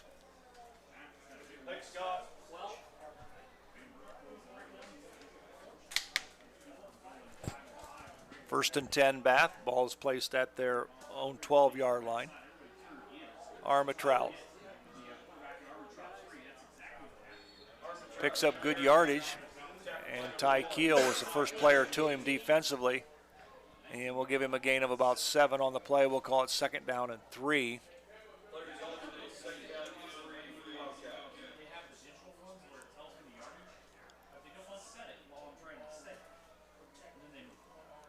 This is pretty much how the Bath Wildcats started the ball game. This type of offense with Armatrout running to the right, running to the left. Parlapiano, he'll be close to a 1st down. Clock is stopped. It is a 1st down. They'll move the chains.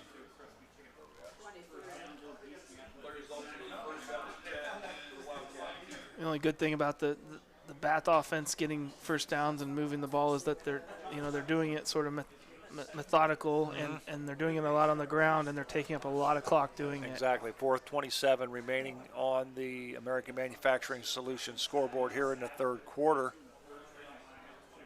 Little screen. Armitrout.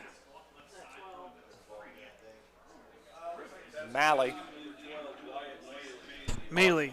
What'd I say? He said Mally. It's Maley. I'm sorry. I'll have to spell that phonetically. Maley. I did say Mally. I apologize. Yeah, we better.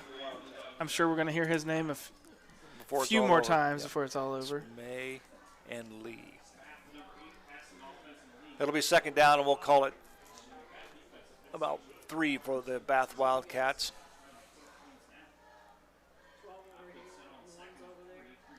Oh, ball's out. Here comes the Roughriders, and Armitrout will fall on it. That'll be about a loss of about 10 on the play, so the Roughrider defensive unit gets a break, and Bath gets a break as well, as Armitrout was able to fall on the football. Yeah, that one's on the center. There's Armitrout didn't have any shot at even getting that ball. It was over his head or to the side a little bit. I only had a few shotgun snaps in my career, Joe, and fortunately they were all good. But if I had to do it all the time like this, I would have screwed some up, I'm sure. What's the theory? I mean, do you approach the football, you look back to see where he's at, or you just pretty much over the course of just repetition know about where he's at? I would always check through my legs just because we didn't do it enough to get in the rhythm. I think if I did it enough, I could get in a rhythm and be okay. Pass falls incomplete, so it'll bring up fourth down for the Bath Wildcats. Roughriders should have the ball in excellent field position when it's all said and done.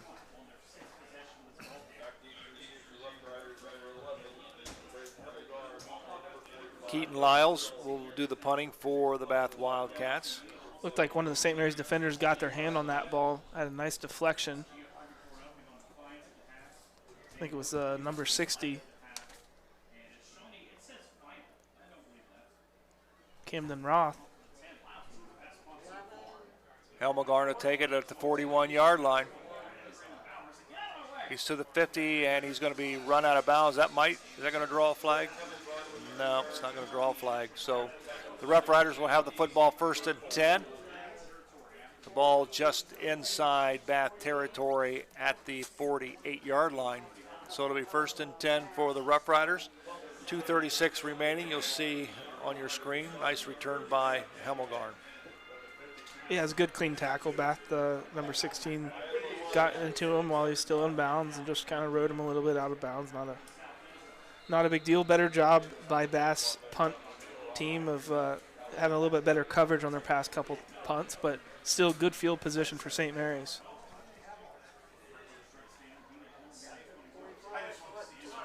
Ooh. Ross Henshin on the ball carrier. I'm going to give you a playoff scenario. This is a possibility.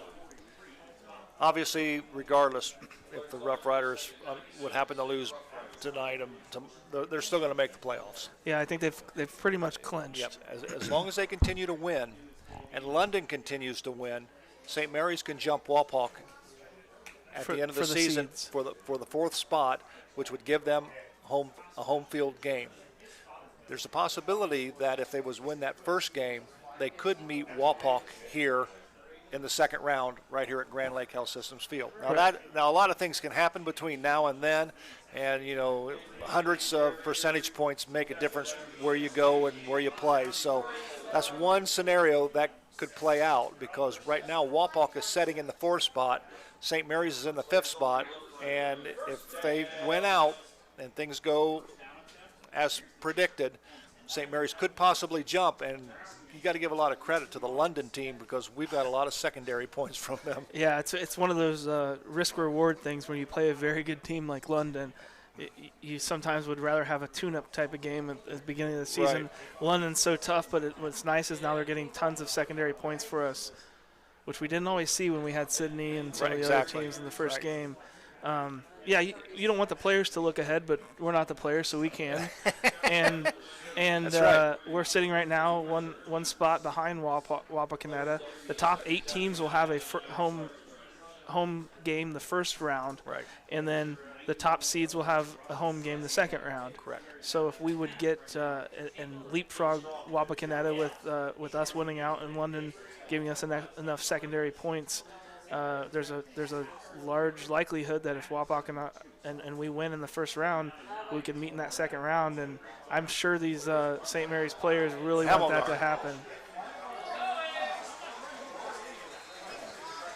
What a great cutback where Hemmelgarn. Watch this, really dead to rights in the backfield. 73 actually grabbed his towel, but nice run. Hemmelgarn cut backs and then carries a couple guys, a couple more yards. That's a Fowler TV first down for the Rough Riders. That'll be an American Legion Absolutely. replay. Post 323 video highlight tomorrow. Check it out on Rider Nation Station on YouTube or on our Facebook page. 30 seconds remaining here in the third quarter. We may have to wait till the beginning of the fourth to give the answer. Here comes a counter back to Sullivan.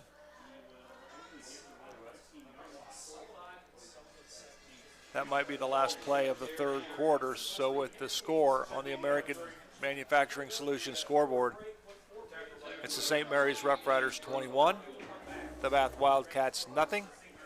Back with the final 12 right after this. Hello, I'm Dr. Robert Spees. Welcome to Spees Chiropractic and Wellness Center. As a family practice, Spees Chiropractic welcomes in patients of all ages. Whether this is your first time or you've done this before, Dr. Spees and his compassionate staff are here for you. What makes Spees Chiropractic unique is their three-tier approach. By using chiropractic care alongside massage therapy and physical therapy, all your healthcare needs will be treated compassionately and comprehensively. Spees Chiropractic. Make the right choice for your care. VFW 9289's mission is to honor all veterans, past, present, and future. Come on out on Football Friday nights to watch the live stream of Rough Rider football. VFW 9289, a proud sponsor of Rider Nation Station. Vogel's Bake Shop, making thousands of fresh donuts daily, open 7 days a week with stores in St. Mary's, Salina, and Walpole. Also now found in Wagner's IGA in New Bremen, Minster, and Fort Laramie.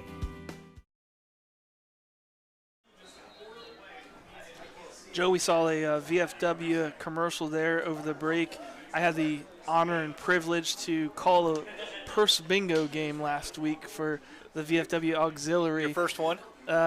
Actually, I've done a couple of them now. I'm starting to get a little reputation here as somebody that apparently can do that, Mike Burkholder and myself. But just wanted to say that the VFW and their auxiliary donate to the schools, sports, All Abilities Park, Summerfest, Veterans in Distress, Dayton VA, Veteran Food Pantry, and more.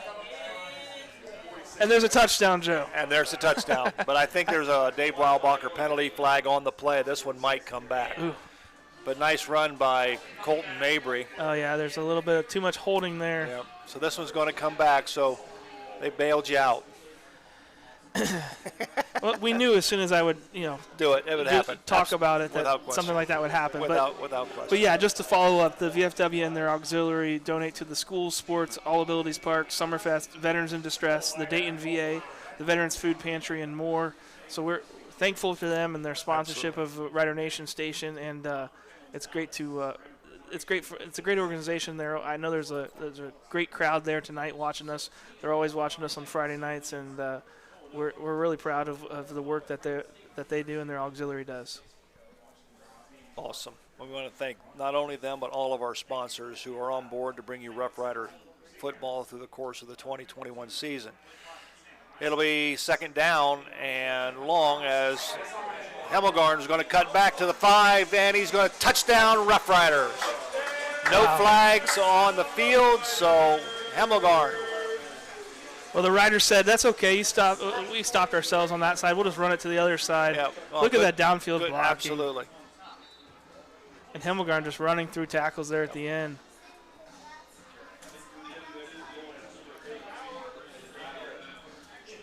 Nice run by Braden Hemmelgarn. On the attempt the point after touchdown is Brandon Bowers. Reinecke will hold. Chase Jacobs will snap the football. Kick is up, and the kick is good. We've got a Dave Weilbacher penalty on the play. We'll see what's going to happen before we take a break. This is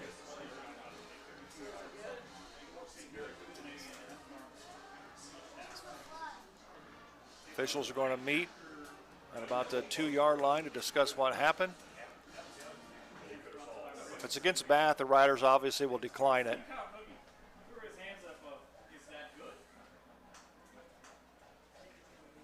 Are we going to do it? What? Riders are running off. The officials are over talking to head coach Ryan Rendell of the Bath Wildcats. 12 men in the game. Penalty against the Bath. That could be assessed on the kickoff. I think so. But nonetheless, the Rough Riders point after is good with the score. The St. Mary's Rough Riders 28. The Bath Wildcats nothing on the American Manufacturing Solutions scoreboard. We'll be back with the Rough Rider kickoff right after this. American Manufacturing Solutions is proud to invest in St. Mary's and proud to sponsor Rough Rider football. Think AMS, think logistics, done right. AMS is your complete supply chain solutions provider. Have electrical service needs? AMS can take care of that too. Call us at 419-300-1007 or visit us at AmericanMFGSolutions.com. Alrighty, this Rough Rider kickoff is being brought to you by Lori Yelton State Farm Insurance. Be a legend. Insure your life. See Lori Yelton State Farm Insurance in St. Mary's. Bowers will do the kicking. They're going to assess the penalty on the kickoff. And if I was a gambling man, I'm going to say this one's going out of the end zone. He's going to literally kick off from the Bath 45-yard line. I kind of wonder if they'll tell him to try to pooch it or sort of get under it. It looks like he's setting it up pretty high. I think they probably will. Tell him to kick on top of it and let it roll and see what happens. It's kind of maybe they can get a fumble. Like every golfer, you're just doing maybe a pitching wedge. He just chipped it into the end zone is basically what he did, and it'll go out of the end zone, and the Bath Wildcats will have the ball 1st and 10 at their 20-yard line. Here's our answer to our Rough Rider trivia question, and thanks to everybody that submitted answers. The question was, who holds the record for the longest run from scrimmage, and how long was it? The answer to that is Scott Slosser. He did it in 1987 against the OG Titans, and it was 98 yards. So the answer is Scott Slosser and 98 yards. And he did it in 1987 against the OG Titans. A lot of correct answers, Joe. We'll have to go through here and do a random pick and find out who's our winner tonight. There's a pass to Parlapiano. Good Rough Rider pursuit by the defense. Everybody is there. Sullivan's there. Ty Keel is there. Brandon Bowers was there. Drew Dameyer came from the other side. So it's going to be a loss of 2. We'll call it 2nd down and 12 for the Bath Wildcats.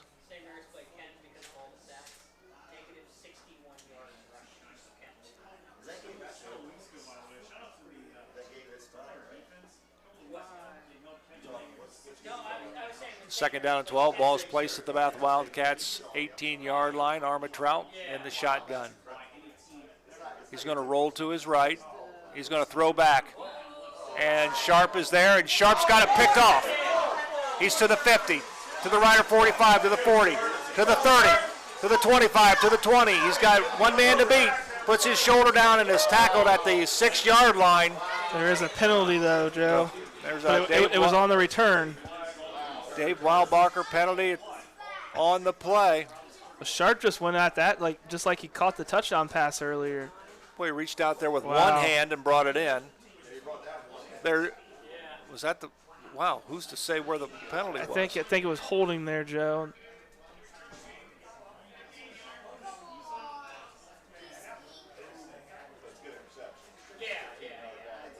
I think they may have called the blindside hit. We'll take a closer look at it. We're going to play it again here. So it's around the 35-yard line. Try to see what the penalty was. Number 2 here, top of your screen around the 35-yard line. Right. Oh, right there. Right there. Jay Schaefer, number 32. Well, here's my philosophy. There should be no blindside block. You're on the field. You need to be aware of your surroundings. Right. And if you're how is Jay Schaefer supposed to know that he's away from the play? Exactly. Exactly.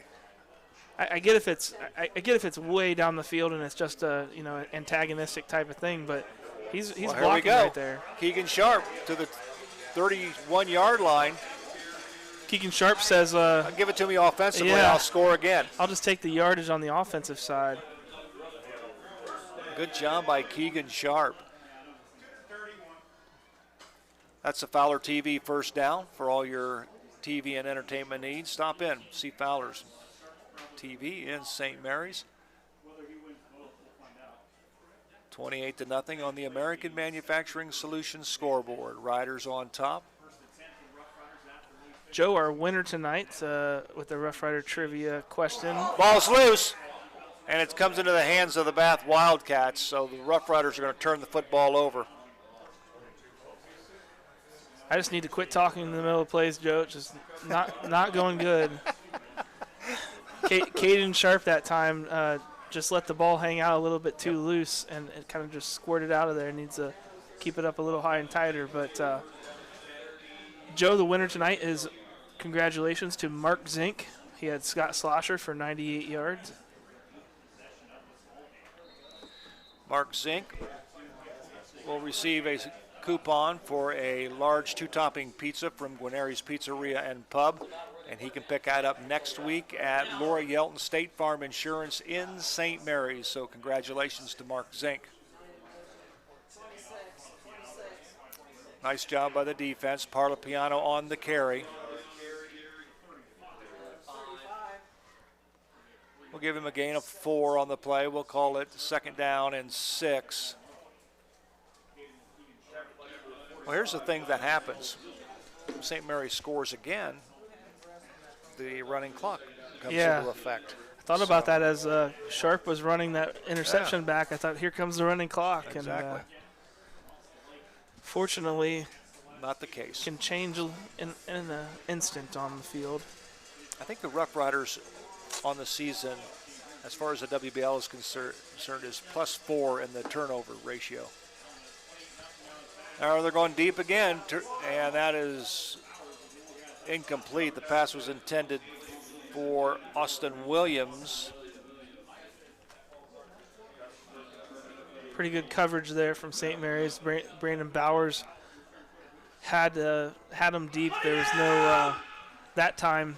There was no space between the receiver and the defensive back. Armin Trout was just trying to put it up and hoping that his receiver. How many passes has he thrown? Armin Trout has thrown the ball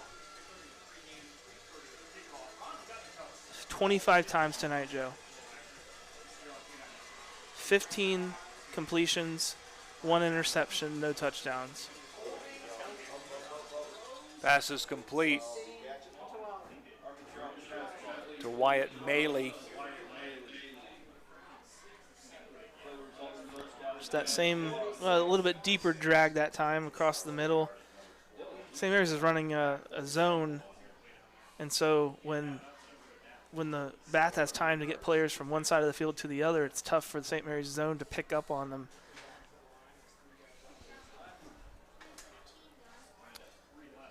First and 10 for the Bath Wildcats. The ball is setting at their own 46-yard line. The ball rolls back. They give the ball to Parlapiano, and he's going to lose about 4 yards on the play. So that all started with a bad snap. We talked about that, you mentioned, you do that often enough, sooner or later, this one's going to get away from you. Yeah. That's about a couple of them that's gotten away from Yeah, we tonight. did have a wet night earlier. It's been pretty dry the second half, so just 2 or 3 bad snaps tonight from the Bath center. Armin Trout back here. There comes the Rough Riders. They got him. And Giesecke.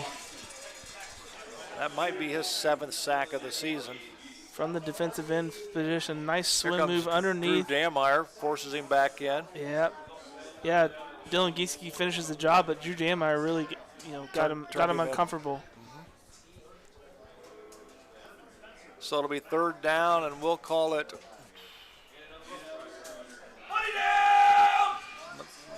about 19 on the play. 3rd and 19, 7:32 remaining. So the Bath Wildcats have got a ways to go. I'm sure that they're going to go to the air, so we'll see how this all plays out. There's a little pitch and going nowhere. Good job there by, I believe, is that Braxton King, Logan Compton. I thought it might be a face mask there. Yeah, it looked like his head came down, didn't it? Oh, we just got a replay of the sack. So it'll be 4th down and 21 for the Bath Wildcats. The back to return. Here's a replay of, no, that's just a sack again. Braden Hemmelgarn and Braden Sullivan standing at their own 30-yard line. I'll tell you what, these punt returns have been exciting throughout the course of the night, haven't they? Maybe they'll put one in the end zone with no flags. We've seen more excitement on the punt returns than Hemmelgarn a lot of the offensive calls a fair series. catch at the 40-yard line, so the Rough Riders will have it 1st and 10 at their own 40-yard line. So we're seeing some substitutions being inserted. Number 7 is in the ball game for the Rough Riders. Kevin Perry, yeah, we heard from Coach Bo that in a lot of years he may be a starting running back on this team.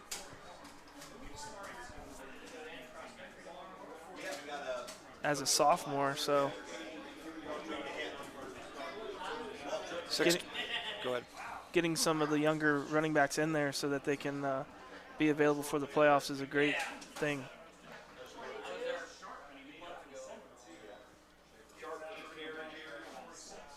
Is that Caden? That was Caden Sharp, yep. Caden Sharp with the carry. We'll give him a gain of about 4 on the play, about 4 on the play. We'll call it 2nd down and 6. Number 10 came into the ball game. That's Carter Steinberg, sophomore. A few games back, I think against Kenton, he played some quarterback. Mm-hmm. Steinberg will go wide to the right.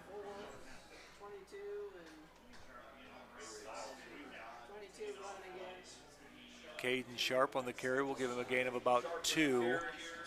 Did you talk to Mark about the official down, like on our side with the hand that way he waves? Did you talk to him about that? Yeah, there's... What is he doing? He's basically signaling that on his side everybody's set and that that the correct number of people are on the line. Oh, okay. All right. But that's not an official thing, so it can mean something different to each crew. Okay. But usually that's what he's signaling to the other guy, that things are okay on his end. And he puts his hands out and.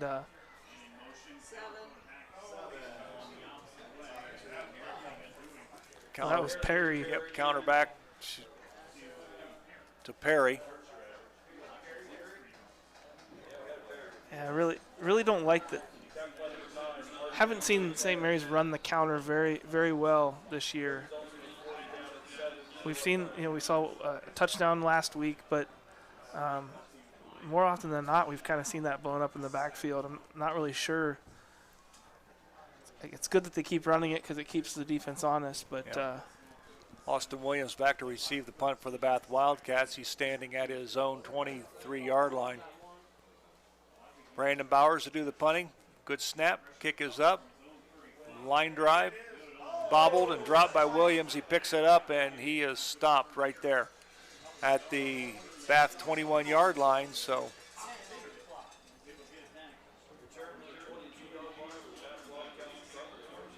Carter Sharp is it back into the ball game as well. Logan Compton, Ty Keel, Hemmelgarn, Rough Riders are still going to go with their number 1 defense. I think they want to get a shutout here. Yeah, you have a lot of seniors that are potentially in their last game on this field. Probably not, but last regular season game, senior night.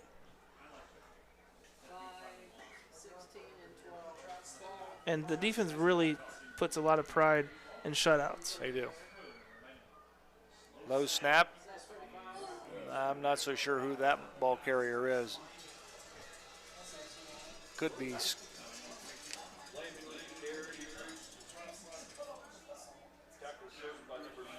think it's 35, Skylar Lehman. Skylar Lehman. The Bath Wildcats not really in any hurry, are they? No, I think they're sort of content with letting the clock run out here. 3.5 minutes down, 4 touchdowns. They're going to look a little bit into probably licking their wounds and getting back into it for next week. Speaking of next week, Zach and I will be over in Salina. And of course, we will be out of the comfort of the press box. We will be setting out in the elements amongst the fans. It's always a great environment, though, over in Salina. It is. We'll definitely be out of the weather because we'll be sitting underneath the press box, but we're in the weather, and hopefully it'll be kind to us. It'll be like tonight. It's comfortable. Mm-hmm. A little bite in the air, but it's comfortable. When you go to a game and you're in sweatshirts and winter coats and gloves and boots, it's tough. 3rd and 3, ball's on the ground again. Running back's going to come up short. I believe that was Lehman again, I believe. Yeah, it was. So it'll be 4th down. It'll be less than 1. I think they're going to go for it. They have nothing to lose. Either get beat 28-0 or possibly 35-0. It's your call. It isn't going to make any difference.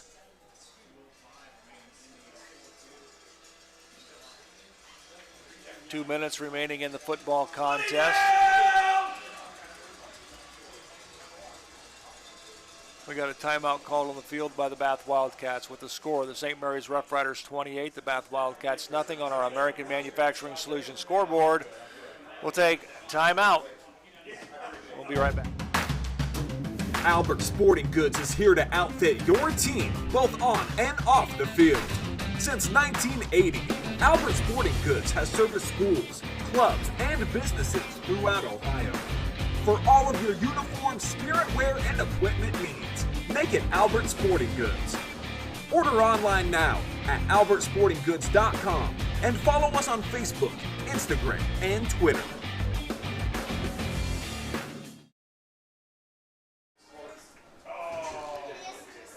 One minute, 54 seconds remaining here at Grand Lake Health Systems Field. Joe Hurlbert, Zach Farrell, Rider Nation Station. Glad to have you along for tonight's contest between the Bath Wildcats and the St. Mary's Roughriders. Bath is elected to go for the first down, that 4th and less than 1. Look for a quarterback sneak.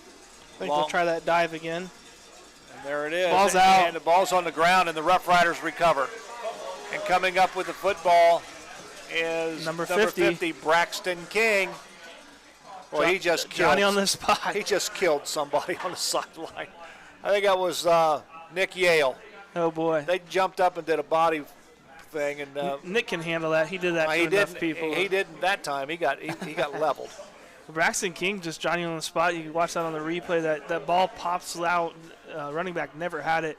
Braxton King caught it midair. Watch this on the replay here, Joe. Braxton King just catches it midair.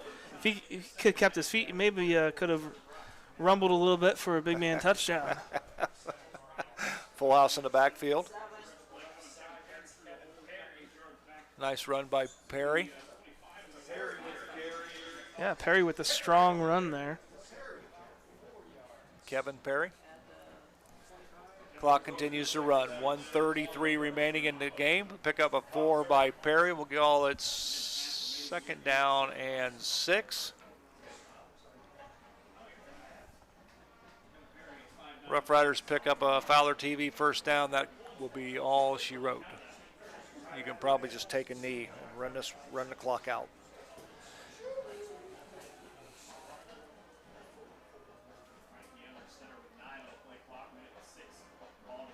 Turn.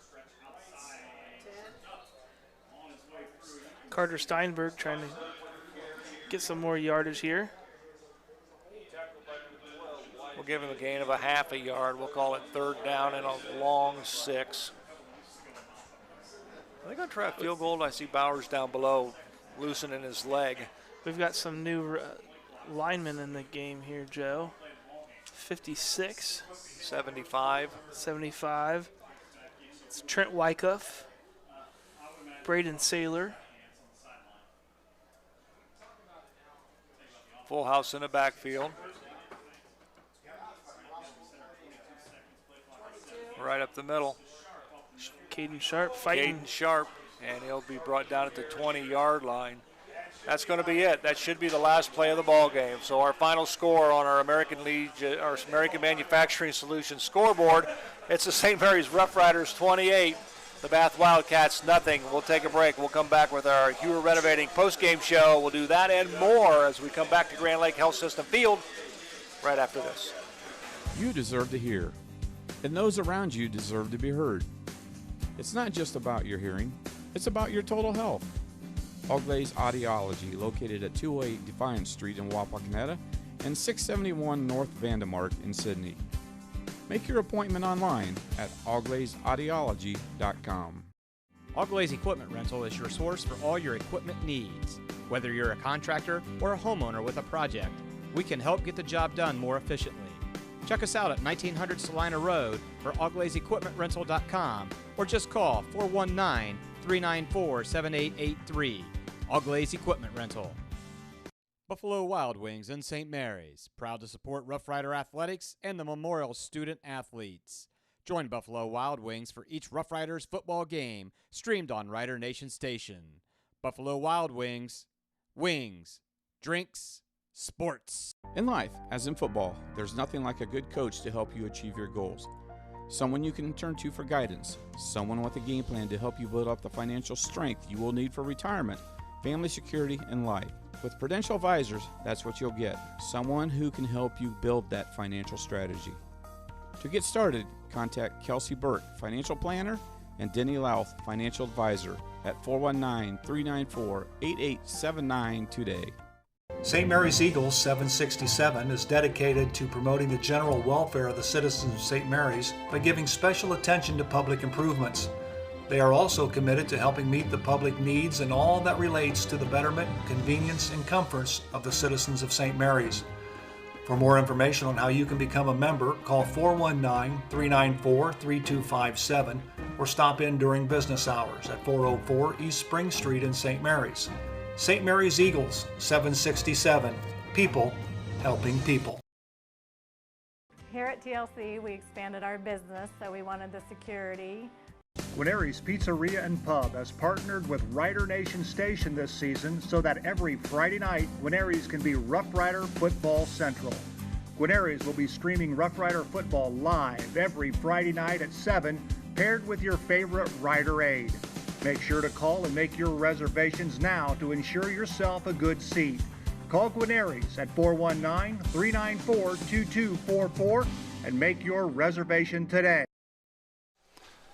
Alrighty, we welcome you back once again to Grand Lake Health Systems Field. Joe Hurlbert alongside Zach Farrell. The Roughriders win it going away as they shut out the Bath Wildcats by a score of 28-0. And it's now time for our Hewer Renovating postgame show brought to you by our friends at Hewer Renovating, your residential specialist. Give him a call at 419-394-8643 for all your home renovation needs.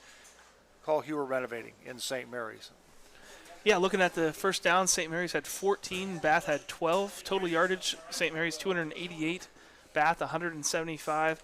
St. Mary's was 2 for 3 passing for a touchdown and 66 yards. Bath was 16 for 26 with an interception for 133 yards. St. Mary's rushing 35 rushes for 222 yards. Bath 30 rushes for 42 yards. Fumbles, St. Mary's had 2 fumbles, only 1 loss there, kind of at the end of the game. Bath 3 fumbles, 2 loss, and one of those was sort of at the end of the game. Penalty-wise, St. Mary's had 5 penalties for 51 yards, and Bath also had 5 penalties, but only for 35 yards. Third down conversions, St. Mary's was 0 for 4. Bath was 6 for 14. Punts, St. Mary's had 3 punts for a total of 124 yards, 50 yards being that longest one. Bath had 6 punts for a total of 185 yards punting, 39 yards being the longest one. St. Mary's started their average drive on their own 42-yard line. Bath had to start on their own 22-yard line. Time of possession, St. Mary's 16 minutes, 32 seconds. Bath 29 minutes, 39 seconds. Individually, Gavin Reinecke 2 for 3 for 66 yards passing. Rushing, Ross Henshin 10 rushes for 51 yards. Braden Himmelgarn 5 rushes for 66 yards. Aiden Hinkle 5 rushes for 56 yards. Caden Sharp 4 rushes for 12 yards. Colton Mabry 3 rushes for 12 yards. Braden Sullivan 2 rushes for 8 yards. Keegan Sharp with 1 rush for 18 yards. So spreading the ball out again, as we've seen all season on the rushing side for St. Mary's. Receiving, Keegan Sharp, big catch, 53-yard touchdown. Aiden Hinkle 1 catch for 13 yards on that screen at the end of the first half. Passing on Bass side, Ian Armentrout, 16 completions on 26 attempts for 133 yards. His longest was a 21-yard pass. Also leading the team for them, rushing Ian Armentrout, 11 rushes for 22 yards. Carter Piano, 11 rushes for 15 yards. Skylar Lehman, 6 rushes for 17 yards. Receiving, clearly Wyatt Maley, the favorite receiver of Armentrout, 7 catches, thrown to 10 times for 83 yards. Carter Parlapiano out of the backfield made 5 catches on 5 attempts for 16 yards. And Austin Williams, 2 catches, thrown to 7 times for 28 total yards. So in reality, Joe, the stats are a lot closer than the score is, because St. Mary's took advantage of special team plays, took advantage of turnovers, and had some large, big plays that they didn't really have to rack up a whole lot of yardage for. I think you hit it on the head, Zach. This was a night of special teams play. We saw, of course, the touchdown run, or some big runs, some big play, special team play. We saw a touchdown run brought back from Colton Mabry here in the fourth quarter. That came back. The Roughriders, I think, played well. I think the penalty flag was a bugaboo for them, because it cost them some big plays throughout the course of the ball game. But here again, they'll get that all cleaned up, and they'll get ready to go next week as they head over to Salina to take on the Salina Bulldogs. Yeah, Salina is definitely having a rough year, bottom of the WBL. It would absolutely make their entire season to be able to get a win against St. Mary's. It's the biggest rivalry in this part of Ohio. Absolutely. Probably top 5 of all of Ohio. So Salina St. Mary's is never a game that you can take for granted, and frankly, you don't want to as a St. Mary's player. You want to bury the Bulldogs over in Salina. Absolutely. Well, that's going to wrap it up here at Grand Lake Health System Field. For our entire Rider Nation station staff, for Greg Farrell, I'm Joe Hurlbert. Once again, our final score: the St. Mary's Roughriders 28, the Bath Wildcats nothing. Until next week, as we travel over to Salina to bring you the game between the St. Mary's Roughriders and the Salina Bulldogs. So long, everyone.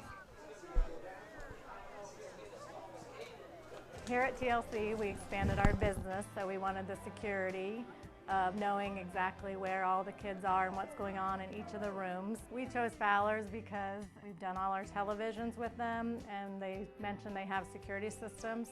So we just wanted to go out and look at it, and they were very upfront, and they do excellent work from start to finish. And so we chose Fowler's TV. It's been great for us here at TLC Learning Center, and Fowler's TV would be great for anyone. Miller Funeral Home has been serving the Roughrider community in its time of need since the 70s.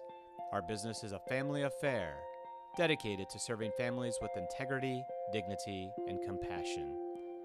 Miller Funeral Home, proud to be a supporter of the Roughrider community. Minster Bank, helping people achieve financial success, and supporter of the Rider Nation and St. Mary's community. Since 1981, Plus One professionals has serviced St. Mary's and the surrounding area and are ready to meet your real estate needs. They know the real estate market and can help you. Whether you're moving in, moving out, or around the area, Plus One professionals are ready and eager to help you sell or buy your new home. They operate with the highest level of professionalism, expertise, and honesty as they help make your real estate dream a reality. Call Plus One professionals at 419-394-7402 in St. Mary's today. Colder weather is just around the corner, and you want to make sure your family's vehicle is tuned up and ready to go. Rabel's Auto Service has been voted the best auto repair center in St. Mary's the last 3 years. And did you know they will pick up and deliver your vehicle for free? Give Rabel's Auto Service a call at 419-394-1624 or stop in and see Jeremy at 1610 Salina Road in St. Mary's. Rabel's Auto Service in St. Mary's. Give them a call today. And speaking of great teams, St. Mary's Foundry would like to thank its very own team of hardworking employees for their loyalty and dedication. If you're looking for rewarding challenges and first-string wages and benefits, check us out at stmfoundry.com or on hometownopportunities.com. St. Mary's Foundry, where iron and ingenuity meet. Speckman Automotive, with stores in St. Mary's and Wapakoneta, is your one-stop shop for all your automotive needs. Family run since 1960, Speckman Automotive upholds the tradition of blending old-fashioned customer service with modern technology that the customers expect and deserve. Shop local. Shop Speckman Automotive. Hello, I'm Dr. Robert Spees. Welcome to Spees Chiropractic and Wellness Center. As a family practice, Spees Chiropractic welcomes in patients of all ages. Whether this is your first time or you've done this before, Dr. Spees and his compassionate staff are here for you. What makes Spees Chiropractic unique is their three-tier approach. By using chiropractic care alongside massage therapy and physical therapy, all your healthcare needs will be treated compassionately and comprehensively. Spees Chiropractic. Make the right choice for your care. Where is that TSC bill? How can I pay it if I can't find it? You don't need the bill. You can pay it online at telcirco.com. Wasn't there a special this month? Yes, we got it from TSC's Facebook page. I know I've got the announcement for the club here somewhere. I just sent it to TSC to air on Channel 2. With telcirco.com, Facebook, Channel 2, and their newsletter, TSC makes it easy to stay connected. Now, if they could just help me clean up my desk. It's easy as 1, 2, 3, call TSC. Unique Awards and Signs, here to take care of your signage, graphic award, and gift customization needs. From banners for your graduate or corporate sponsors to awards recognizing those dedicated employees or champion sport teams. Stop in at 1865 Salina Road or call us at 419-394-1612. VFW 9289's mission is to honor all veterans, past, present, and future. Come on out on Football Friday nights to watch the live stream of Roughrider football. VFW 9289, a proud sponsor of Rider Nation Station. Vogel's Bake Shop, making thousands of fresh donuts daily, open 7 days a week with stores in St. Mary's, Salina, and Walpock. Also now found in Wagner's IGA in New Bremen, Minster, and Fort Laramie. Thanks for watching another episode of Rider Nation Station. Help us help you by subscribing on YouTube or following us on Facebook.